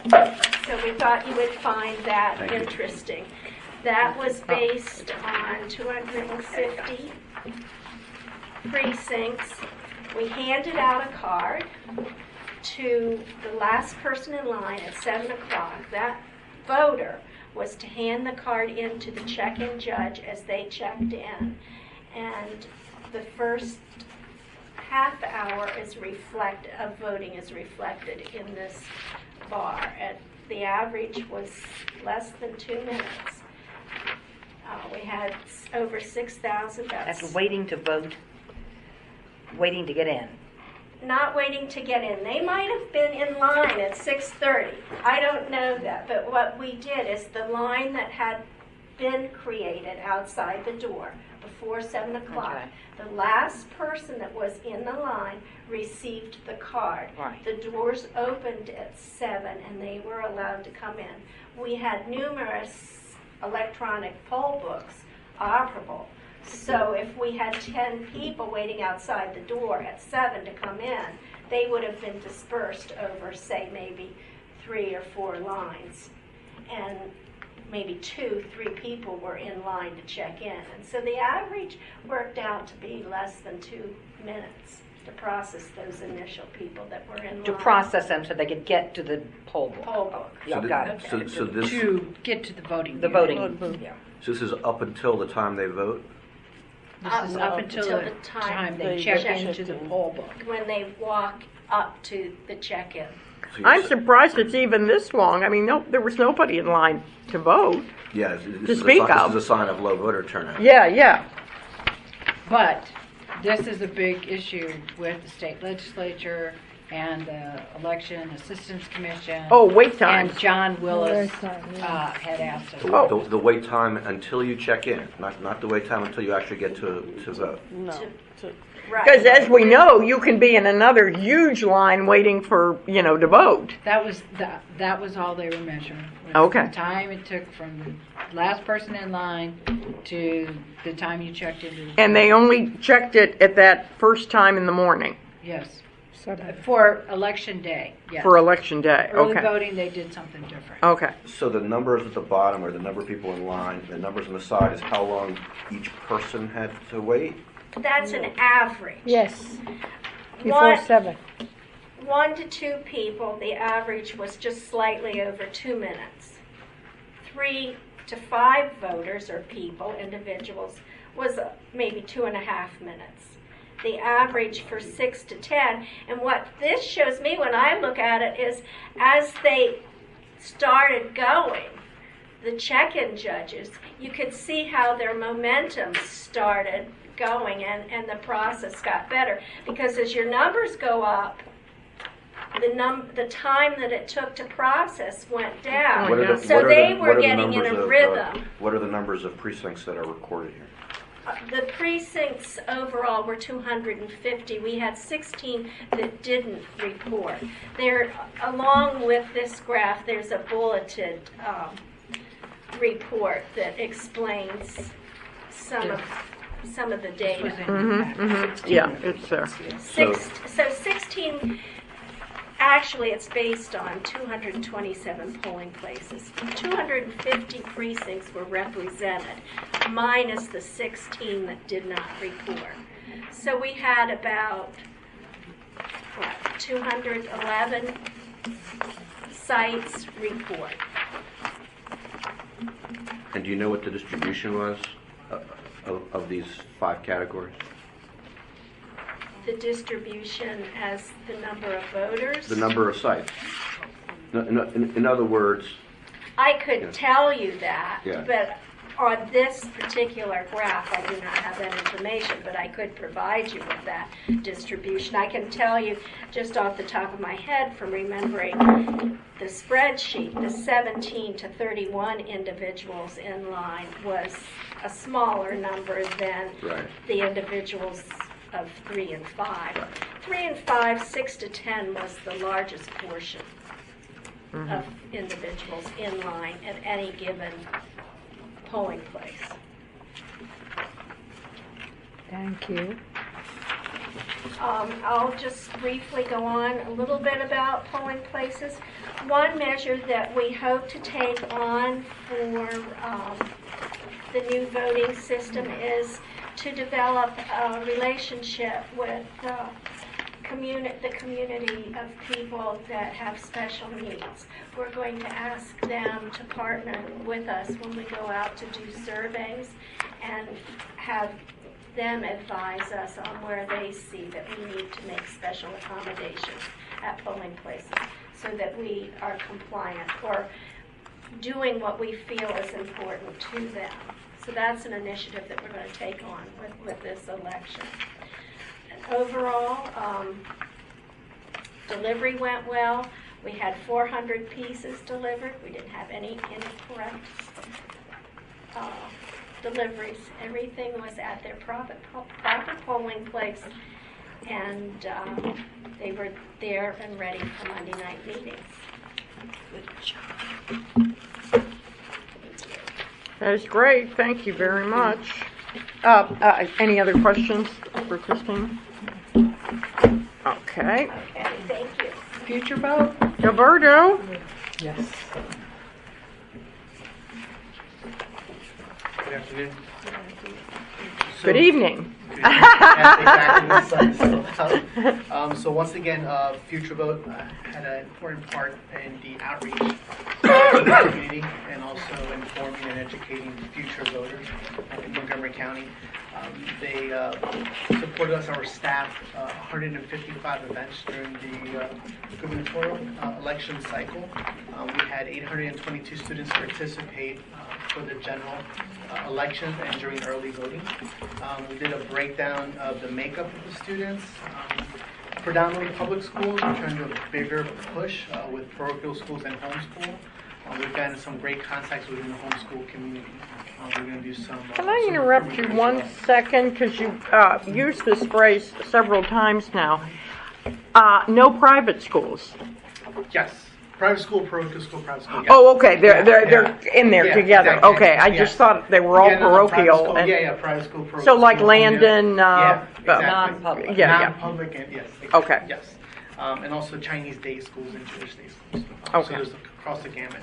About 96% were public. Private schools were about 2%. Homeschools were 2%. The breakdown between middle schools and high schools, 67% were middle school students and 33% were high school. If you look at the breakdown by grade, the biggest grouping is sixth graders, 27%, and as they go through the program, it goes less and less. As I interview some of the students in the upper class, high schools, juniors and seniors, they have their credits. They're really focused on college, on moving to the next level. So their time to participate is lessened because they're more focused on academics or athletics, looking at the Division 1, 2, and 3 schools. What I really like also is the bilingual ability. We do collect that information across the board. And if you look at the language, we have Spanish 19%, French 6%, Chinese 14%, Hindi 4%, and others. And the languages listed are the languages that were covered by the other students, the 259 students. So that really kind of supports not only our Section 203 mandate, but also other languages, because the students really reflect the community and also the school community. So that kind of gives a good opportunity. And what's interesting about the program is the students themselves, a lot of them obviously do not register to vote yet. A lot of them may be U.S. residents, and you get that kind of glimpse of democracy in action. And we do get parents who are residents who do initiate the process of becoming naturalized citizens because their children are very involved in the process. Out of the 155 events across the county, we really collaborate with a lot of organizations, nonprofits such as the League of Women Voters, academia, Montgomery College, and Mendez, businesses such as Discovery, Comcast, Geico. So we really try to go across the board. One thing I'm also proud of our students is they provided over 4,800 hours of community service hours for this agency. About 319 hours of office support, 406 hours of outreach, 148 hours of early voting, and close to 4,000 election day hours, which also encompass early voting. So the students really get a gist of the entire process beyond registering to vote. They rubber band up pencils, they do auditing of cabling, they help us with outreach with the parents. They are very educated, and I always see a lot of, for example, vote by mail absentee requests in my fax from all over the world, from students that have done Future Vote and they know their voting rights and don't fax it in. I did a kind of a cross section. I would randomly call some of the students, and I told the students at the Future Vote training that this time they have the opportunity to nag their parents to vote. So they do. So I'm proud of our students. Also, they're extremely critical for our outreach, considering the budget constraints. There really are working bees, and we work closely with the nonprofits and other kind of stakeholders in the community, and we're going to bolster that, and we're going to leverage their interests, especially with the new voting system and all the different changes. Was this election the first time that we paid students to be election judges? No, we've always had election judge students.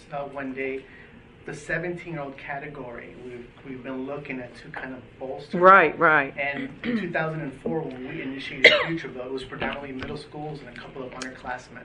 As they grew to get that age, we started pushing more for them to become election judges. I challenge them at training. I tell them, every other year you're going to come back. I really challenge you to become an election judge. And the students that really help out, that kind of they do everything from the pencils to the polls. they're the ones that I will support special letters of recommendation. We've had judges as young as 17, Noah Guthman, who was Mr. Bethesda. He was very active, done everything. He still comes back, actually during his break, to serve as a judge on his own dime, which is interesting. But we have students across the gamut, across communities, across interests. So yeah, so that's. I think it was really noticeable in the last election where we seemed to do a greater push for it, and they were outstanding. I mean, I have to say, every place where I encountered the students. In the polling place as a judge, I think I even encountered a chief judge student, but boy, top of their game, They're very sophisticated and they're very interested in civics. What's interesting is the students applying to the program, they're the ones who are very interested in history and civics and participation. But the goal is to really foster these youth into that role of election judges before they go away to college. And really the emphasis is for them to be that kind of informed voter, so we get less calls. So. You don't go to Holton Home. I don't see Holton Home. No, in the past we have gone back. Pretty much every private school we've touched between 2004 and present day. Some are more active than others. A lot of times it depends on the family. There's some families with multiple siblings and they're very active. So we've always been good at prep, good counsel, Stone Ridge, because there's always that one judge who has children at the schools, and we bring them in that way. So a lot of judges will recruit for us their own children to serve, and there's that expectation. It's because civic-minded families really, they have civic-minded children. So so really the focus will be between now and the presidential is to increase that 17-year-old, junior, senior kind of category, but also bring in the community colleges, the local colleges, because they do go away after they graduate. Dr. Z, I know you have, in the past, you've quantified how much it would cost us if we actually had to pay all of these volunteers. Margie comes up with the number. Yeah, Margie comes up with the number. We do. We give it to the county.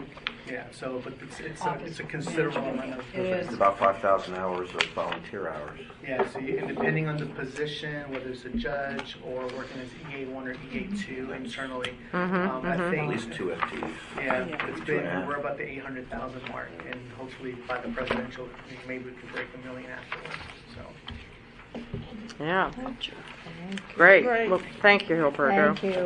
And any inroads you guys have, by all means, email it to me. Now I know you'll probably be part of the program in Ocean City, right? We'll see. Well, there's usually something on.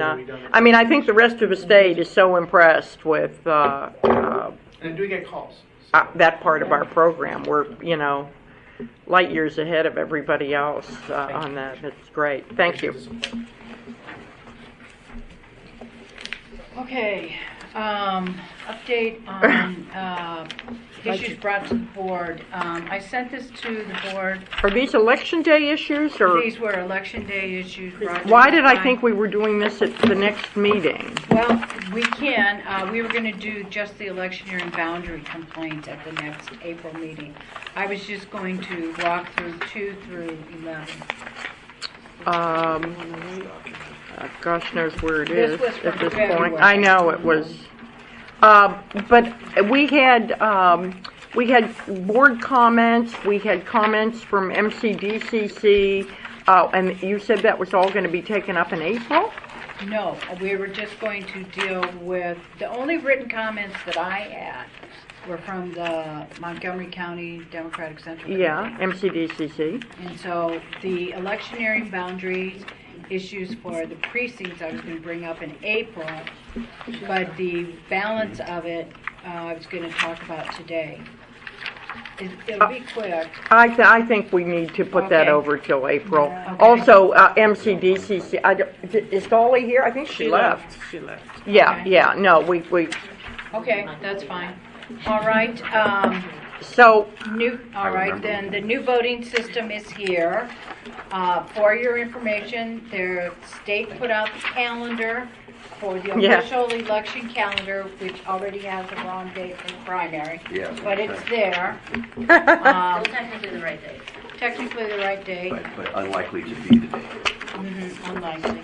I've sent you the latest version last month that really has not changed of the state board timeline for the new voting system. Mm-hmm. And then there are 3 reports from the various work groups.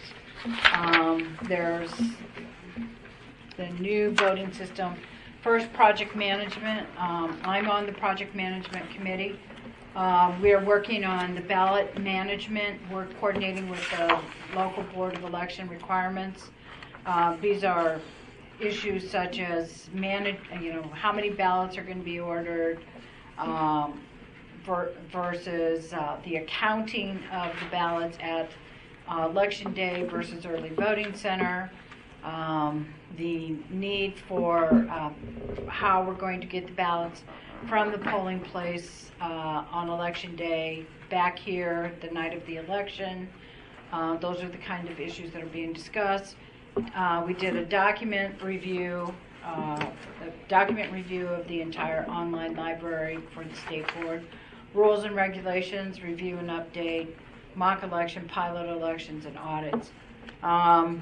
The first thing that we did was we did an initial review of the regulations, and we have made recommendations working with the state board staff we made recommendations asking for the Attorney General's office to advise if there's any further statutory changes that need to be made in a rush prior to the presidential primary election. Yes. May I ask you, when I read this over, 2 things came to my mind. Is Kevin invited to any of these so we know whether or not there's conflict with what we're doing, or that he has... At this point, no.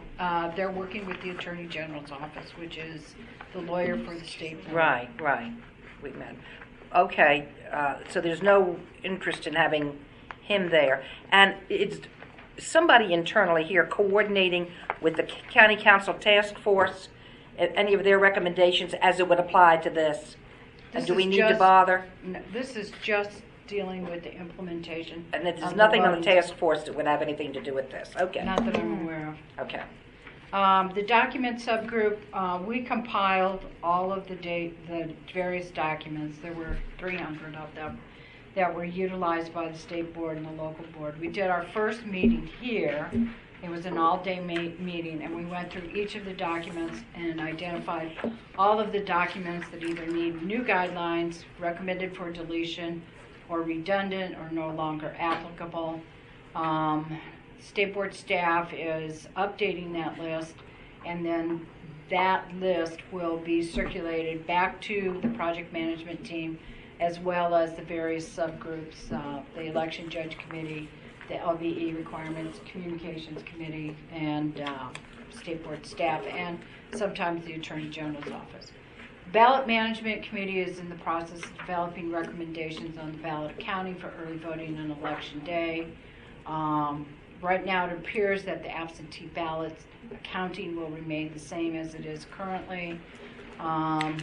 There's a lot of concern about the accounting for the ballot marking stations that needs to be developed with regards to the vendor, and then auditing those ballots.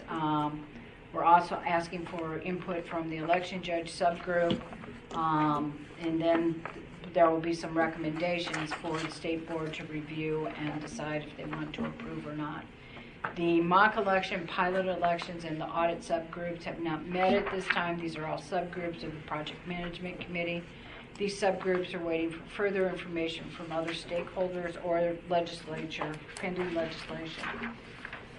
So that's what the project management committee has been working on.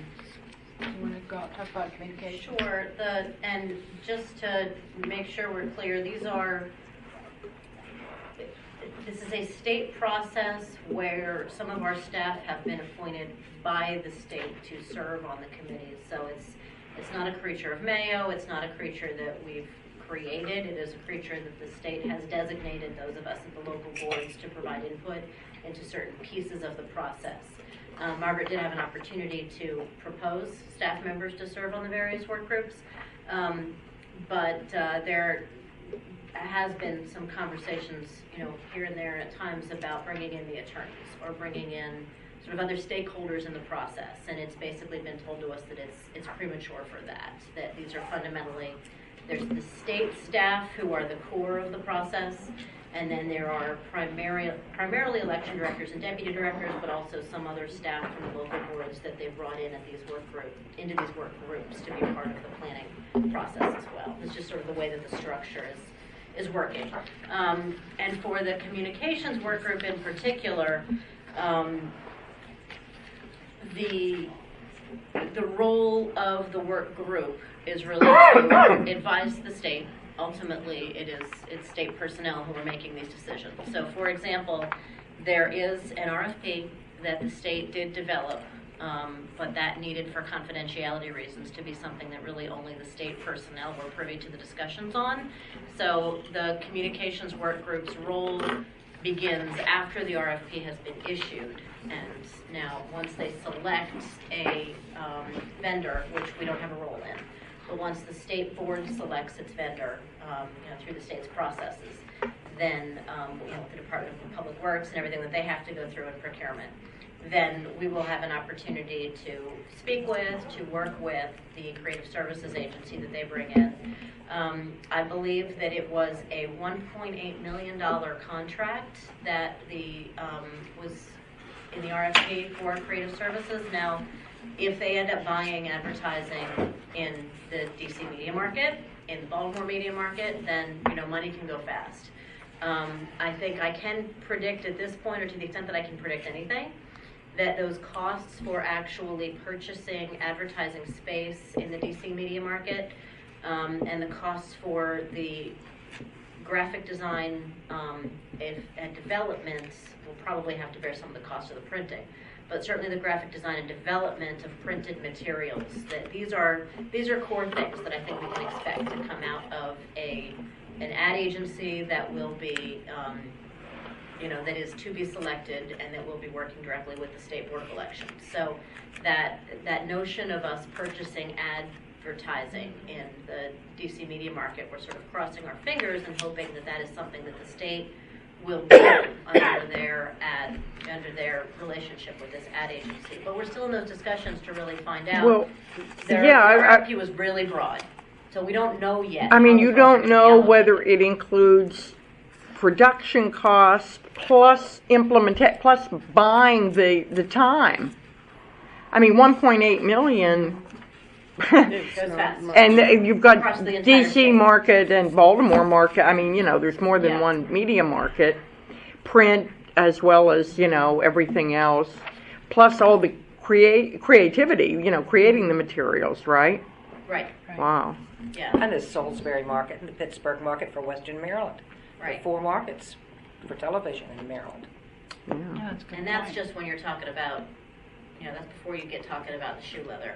Now, they have also, they have not selected anybody yet, but through the staffing agency that the state has to do all of their staffing for the new voting system replacement project, they did advertise for a voter outreach coordinator.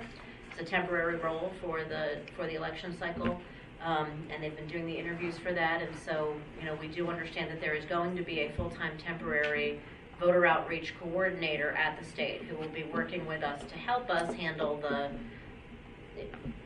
request to go to various fairs or events, or really, as much as anything, helping us with tracking of what everybody's doing with the state and making sure that the requests that they get come to us. We don't know, we're talking about one person, so this is not somebody who's going to be in a position to physically go out and do all of the events.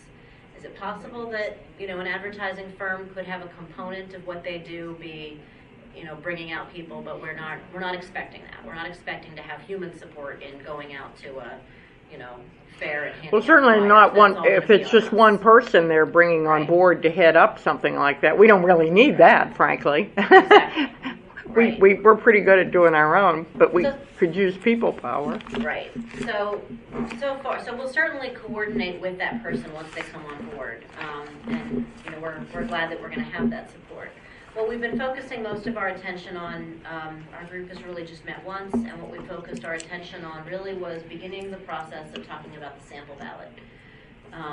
The sample ballots vary widely across the state. I got my hands on copies of the sample ballots for most of the counties in the state, We have a group of those that we've compiled. It's interesting. Many of them are simply one page, 11 by 17, that is folded over twice and sent out because they only have one ballot style, and much less, and they don't have the Spanish language mandate, with much less information than we provide in our sample ballot. And there's really a diversity of the formats that people use. But the fundamental question that we've had to confront, and our work group has certainly recommended to the state already, that the ballot image that is put out is to be the paper ballot, the ballot that you will mark by hand. So that we're not bearing the additional cost of putting out in the sample ballot both that and the entire screen. That is what the voters will see at early voting. Since at early voting, the voters will be using the express vote to, we're not anticipating using the screenshots. We're no longer anticipating having screenshots go out in the sample ballot. We're only anticipating having the version that is what you would mark by hand with the bubble. Which won't be available for early voting. Right. Right. So no sample ballot for early voting, basically. Well, or if we don't do it that way, then we have at least twice, really more than twice, because the screen, it takes up a lot more real estate for the screenshots. So really, more than twice the real estate and the printing costs. What we recommended in our meeting to the state staff was that we work toward a sample ballot publication, which will have the actual facsimile of the fill in the bubble ballot, but to have part of the resources of this ad agency be focused on helping us develop the materials in a smaller use of space to explain how this is different than what you will see at early voting. And when you go to early voting, you will see something that looks like this, but that is not providing, all of the screenshots that you would have really bad on the touch news. screen. Yeah, I was going to say. So you don't think we can send out a ballot that looks like the early voting ballot? Instead of one page, Well, maybe two, you'll have seven, You need 8, to 9. understand that do you want us to run a ballot marking device so you can see what it looks like? Sure. Can you do that real quick, Janet? Naheed, why don't you go up and vote? No. I thought one of us has to vote to cancel hers. We're going to have her do the ballot marking device. The thing about the ballot marking device and the paper that goes with it, it's voter specific. So when you vote for, let's say, Larry Hogan or Anthony Brown, the only thing that appears is the name that you selected. It doesn't. It's not, when you print it out, it doesn't show It doesn't the show whole you who list you, of it doesn't show you who candidates. you didn't vote for. correct. Yeah, And yeah. that's one of the So marketing this is problems. touch screen like the old touch screens, looks different. But when we have told everybody they don't ever have to vote on the touch screen again, we lied. Well, not really, because the paper, I know. it's the paper All that the will be people that I counted. say, There's no my memory Back to the Future. saved When I say, with we're regards going to paper the ballots, touch They're screen. going to think It's like I compare it to a $5,000 pencil, All right. a very expensive pencil. What is this machine over here? That doesn't sound This is good. the poll book. But That's the old poll book. yeah, but now we have an additional printer that goes with it.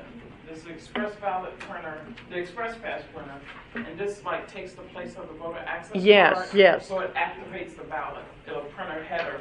It prints out activation barcode, a verification, a 9 to 10-digit verification code, and then the ballot header that'll be up top. Ballot header And meaning that will ballot be style. on this paper ballot. Okay. Yes.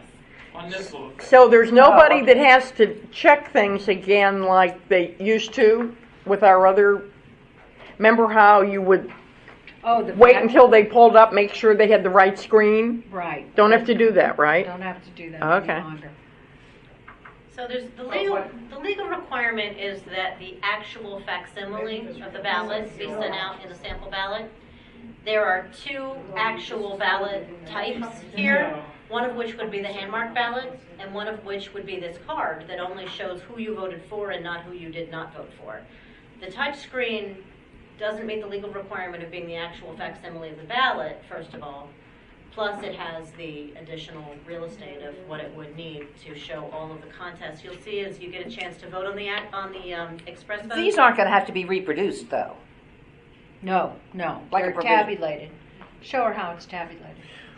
But what you're saying is that people, the device that people are going to use will not necessarily be in the sample ballot that they receive. The voting experience will vary significantly between early voting and election day. Right. And so we're going to have to tell that story in the Two sample different. ballot. No, you have. To me, you would use both. You'd have to show both. It'll tell you, right. So we need to show both, but we need to show the actual facsimile of the ballot at a minimum. Okay. Let's listen. Yeah. That was a interesting point. It tells you if you didn't select. Yeah, different than the touch screens. It'll let you know that if you didn't vote on this machine, it'll let you know that instead of like how the DREs turn red, it'll let you know if you didn't scroll all the way down or you're missing some selections or you didn't pick all that in the right race. It'll let you know. And just like this machine, if you're casting a blank ballot, like you know how some people just cast blank ballots, or you vote or undervoted, it'll let you know. It'll pop up on the screen. It'll let you know that I have not made any selections. Would I like to cast a ballot? I can cast a ballot. Or I can return the ballot. And Oh, you can return the ballot, and if you missed one, You can fix it. one thing, you can get it back at it. Think of how bad the lines will be if we're not showing people what they're actually doing. Now, do you just let it go if you Go there didn't and want to say, vote? what- Yep, and yes, I I'll didn't take see cash this. ballot and I'll drop okay. it in and you go. Okay, so I created the ballot activation card for the heat. Ooh. Say, Now, this other one is the hand. I'll make my choice. The vote. Okay. Well, this one counts both. It counts both. Once you do that, she'll feed it for the other counts. Yeah. Put it in here.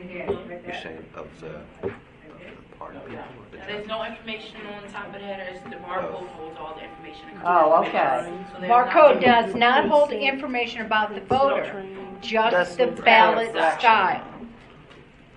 So she goes up and just presses the one she wants. So if you go to next Just like screen, we already know how to do instead it. of scrolling down, they'll tell you. Why aren't we able to use these? They're not going to be ready in time for early voting? I'm not sure I remember What? why we have to have only this for early voting. Well, that's because this is, Okay, there's you my can, votes. if we were to have the traditional paper ballot, Yeah. then every time somebody checks Okay. in, we would have to go search for the one of 33 Oh, that's ballot right, in the eighth styles. place. That's right. This automatically, if David Naiman That's my is in vote. a specific precinct and he You belongs have to one a on certain the back. political party, You had a he choice checks on the in, it will encode that he gets the Democratic ballot for the specific ballot style of his, in this case, congressional district, and I guess that It's would one be on the the big other one side. this time. Okay. Thank you. I didn't vote on the back. Oh. Now, are there going to be pencils available that are the appropriate pencils? It's a ink. Ink? You use black ink or a dark blue ink. You can use. Oh, you can use it. Are there going to be lots of them available for people that don't have them? Yeah, we're going to send plenty of pens and pencils out. Yeah. And the judge's going to be instructed to get them back? We'll have Yeah, to can get you to imagine that? I mean, I can see hundreds of them leaving. We'll need people, We should And then- hand out pens that have the early voting dates on. No, okay. So just to recap, now that we're all looking at this in a different mindset, we're starting to think about how we're going to need to do voter outreach. The voters experience walking up to the poll is going to be what it's been before. Yeah, I know, I picked the Ford. I don't know which one pause until everybody's done playing and voting. Yeah, I was gonna say, can I get a chance to vote? Yeah. Oh, so now I get to vote. They don't have it. Well, this is certainly simple Okay, enough. we're This is certainly testing simple the enough. voting, new Seriously? voting system. Yeah. They have Just Okay. pause it? Yeah. After you No, use don't pause the it. Just first let vote, go. and they give you back your ballot, well, it's not really a ballot, it's called an activation card. It'll show you the selections you picked to make sure that your selection, it'll tell you what you selected for each race. And then I'll take this card and I feed it through the scanner. And it goes the same, so the scanner you use both things for, The big and, one, the big ballot goes through here, the small ballot goes through okay. And there'll be somebody posted by the scanner. Oh, on top. Okay. That's easy enough. Certainly it's simple. Jen, is this set up to be used? Yeah. Okay, so. Well, as long as you do it right, it's quick. Is this a real database? I worry about the people that mark it wrong, or, you know, when it starts spitting them back out. Then it says you want to vote on the paper. On election day, you really have to vote on the paper. Early voting is always so then you put it out. That's certainly simple enough, Mary Ann. It's simple enough, but it is the difference that we. How are we going to tell people there's two different ways for, hey, if you vote early voting, you vote this way. If you wait and vote election day, you vote that way. Got to do You have primary. that choice if you wait and vote election. Do we send out And sample especially ballots? since these machines are just like primary the other and ones that everybody hated gubernatorial? and had trouble with. So The early voting machines, this one, we possibly have and that's just like you did with the other one on the gubernatorial primary one, furious. and a different machine on the We never had to vote on gubernatorial. that kind of machine again. We can't. We have We money. told them all. I mean, it always comes back to that Money, thing, that yeah. money thing. Yeah. You know, kind of like what I used to tell my little brother about wanting Nikes. You know, I can get you Converse, I can get you Nikes. Margaret, can we have, if the sample ballot goes out for early voters, Yes, by law. shouldn't we have a banner across the top that says early voters will use X machine? Well, there'll be one at each. Voting day. That's what Allison was saying, that this advertising agency, we're looking to them to try to give us some idea of how to market this concept. Can you, the cover design? You know, the thing is, we just got the cover design so that it's really simple that are not used to having to understand. Is it possible to dedicate one page to this ballot marking device for early voting? Yes. We've told everybody. But to say that we're going to have, you know, because people, we can't let people think that that long, slender, what is it, 4.5 months is going to be, look exactly with all of the names, otherwise they'll get, you know, they're going to walk out the door with their voting book, and they're going to say, well, all these names are missing. Really cute shoes. It's going to be Being new. cute and sitting here admiring them. Margaret, I think that is an absolute fact. Allison just said, when people put their thing through here, they're going to walk off with them. We're going to have to make sure. Well, I do plan on having people stationed by these. It's going to take election judges to talk to people. Especially ones that have been. Yeah, and the scanner is going to have to be, It's going to be in the center of the room. and maybe a big sign. And I don't know what it says. I have to think, but maybe a great big sign. Scan your vote here, or some Ballot drop. ballot drop. Yes, there you go. Mandatory ballot drop. And see, we have pay to- you have to attention, tell but the people average in voter is big, not going to pay bold, attention. absolute letters. That's how come we've got to make sure that They Yeah. haven't decided Yeah, yet. They're deciding on these kiosks right now. Whether they're going to get kiosks or what they're going to put in. Oh, on the ballot marking device? Yeah. Yes, that's, yeah, that's under, yeah. And then a sign as they go out the door. Did you scan your vote? Did you drop your ballot? Whatever the right words are. Well, you know, we have, in theory, we're supposed to have somebody at the door that's going to give you your I voted today sticker, and that would be the perfect place. So it's a 3-step process. Yeah. So we got to say step 1, step 2, step 3. Step 1 on election day is you check in at the poll booth. Step 2 is you go get your ballot at a different station. Right. And step 3 is you go And scan. you vote your ballot and then scan it. So that's 4 steps. 4 steps. 4 steps. And people have been primary- told it's going to We won't see.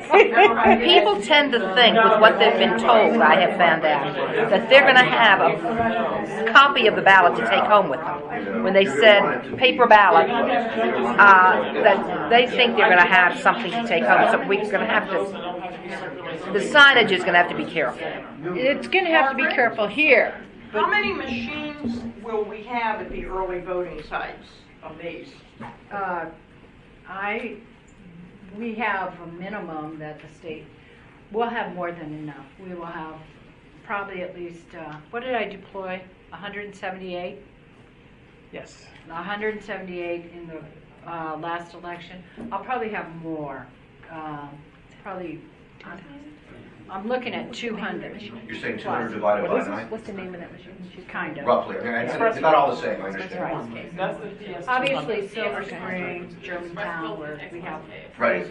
Right. And you're going to have several scanners there too? More there than let's No, say, only one the map. scanner. Well, that's what, and in the precincts, will you have more than one, you'll have a number of scanners at the early voting sites too? The scanners, yes, we'll have more than, yes. Obviously, you know, I don't want lines, the board doesn't want lines at the scanners. So I'm talking about like someplace like Silver Spring, Germantown, 5 scanners. Oh, really? And, you know, Damascus, probably 2. That's for early voting. But regular voting, you're not going to have. You're going to have 1 and 2. I actually saw that. Yeah, exactly. Okay, so All right. Going back to communications, are you done? Yep. Communications? I'll just to sum up, I'll say obviously as the members of the board have just seen in the demonstration hands-on we've just done, that it is going to be a different experience that the voters are going to have, whether they use the early voting process or whether they use the election day process, one of which is geared more toward filling in the paper ballot and one of which is geared more toward using the touchscreen to mark the ballot. And if they use the touchscreen to mark the ballot, then that process is unfamiliar to the way that we've used touchscreens in the past. So there's a lot of discussion that's going to have to happen. We've begun to have some of that at the staff level. Now you all are having it at the board level as well. Speaking of communication, it's just, I'm trying to think if I walked in, doesn't matter what I'm thinking. Can we have a handout as people walk in, maybe at the sign-in, that we hand people that is the 1, 2, 3, 4 you just talked about, with pictures and so they know, make sure you do, and then at this screen we have 1, and at that screen we have 2, and at the scanner we have 3 or whatever, that we have the numbers of the piece of paper we've handed them, so that there's this little confusion as thank you. They can also read it while they're online. There are certain regulations that have to be adhered to, and one of them is if you went to a polling place this last election, there was a poster that said, "How do you vote on the touchscreen?" And that was there. And so we'll have something. Obviously, we're going to have it multiple times. At the But if we location. had a handout to people Obviously, that they had in their hot little hands, once they we, would- and we can certainly look at I that. agree. Okay, thank you. I'll carry that through this communications group, to Thank the you. state personnel that are working with the I admin. It think should be I- graphic rather than print. Hand Because card. people are not going to read. Maybe pictures of the machines, the different machines. Hand card. Yeah, And then- just like I did and then- pictures for the 5 ways to Right. And vote. then obviously whatever hand card we have, we also have to have available online for those who get their information that way. Right. Okay, finally, the last report from the voting group, new voting system, is from election judges. They have met 3 times. They've identified regulations and software upgrades that they're going to need, that they've kicked over to the project management committee.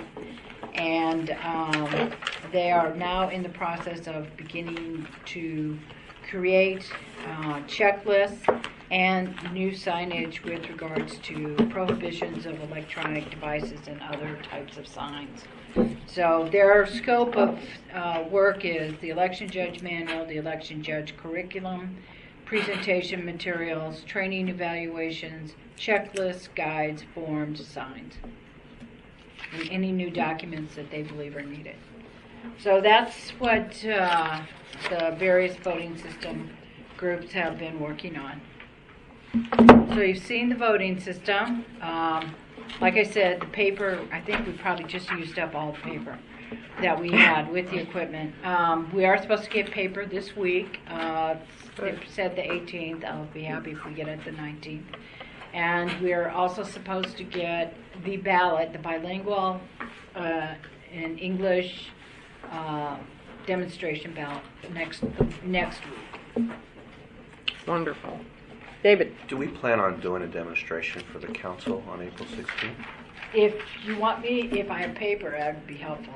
Um, If I had a bilingual ballot. I'll buy it myself. If, Well, special pay, I don't think we can. I'll go mean, get it. you know I think what? it'd be really valuable for them to see how different this is from what we've done before. Yes, especially in the outreach Yes, and what's going to be needed. Exactly. That's where That's where I'm coming from. And I agree. We need a bilingual ballot because I'm sure it will be noted if we don't have. Yes. Oh, Nancy Farrell already saw the state's Yeah. English only ballot. No, And as but that's. But, yeah, I'll call Amanda tomorrow. Okay. Thank you. And ask her if we can bring it all over. Bring your dog and pony show. Yeah. Okay. Wonderful. That's it with regards to the new voting system, except, we didn't talk about that though. We don't have to go into executive session if that's they've right. already seen the Okay, I'm minutes. supposed to ask you to approve the executive session minutes from January that were sent out in advance. I make the motion that we approve the executive board Second. session. All in favor signify by aye. Aye. Opposed? Okay, the next meeting is April 20th. Is there anything else, Madam President? I don't think so. We will be in touch on setting up a budget committee meeting. That's going to be very important for the council meeting. And May I make a comment? I would like to thank our watchers and the staff for the marathon session, for staying. Absolutely. hanging I with hadn't us gone in to the marathon session. Yes, and staying, and I know some people come quite a distance, so thank you all very much. We will be responding to the audit, and that'll get around to everybody. And I think And it would be interesting if at the thing in June, we could have a session on problems other counties have had with MVA. Make them think about it a little bit. May I suggest that anyone with suggestions for some breakout sessions other than what the couple that we've raised here, to get in touch sooner rather than later, like, right away this week with Allison, and, so that she can have that input and try to work her magic with Mayo. Otherwise, is there a motion to adjourn? I'll move. Second? Is there a second? Second. Nobody want to go Oh, home? go. All in favor? Aye. Aye. Thank Opposed? you. Thank you all very much.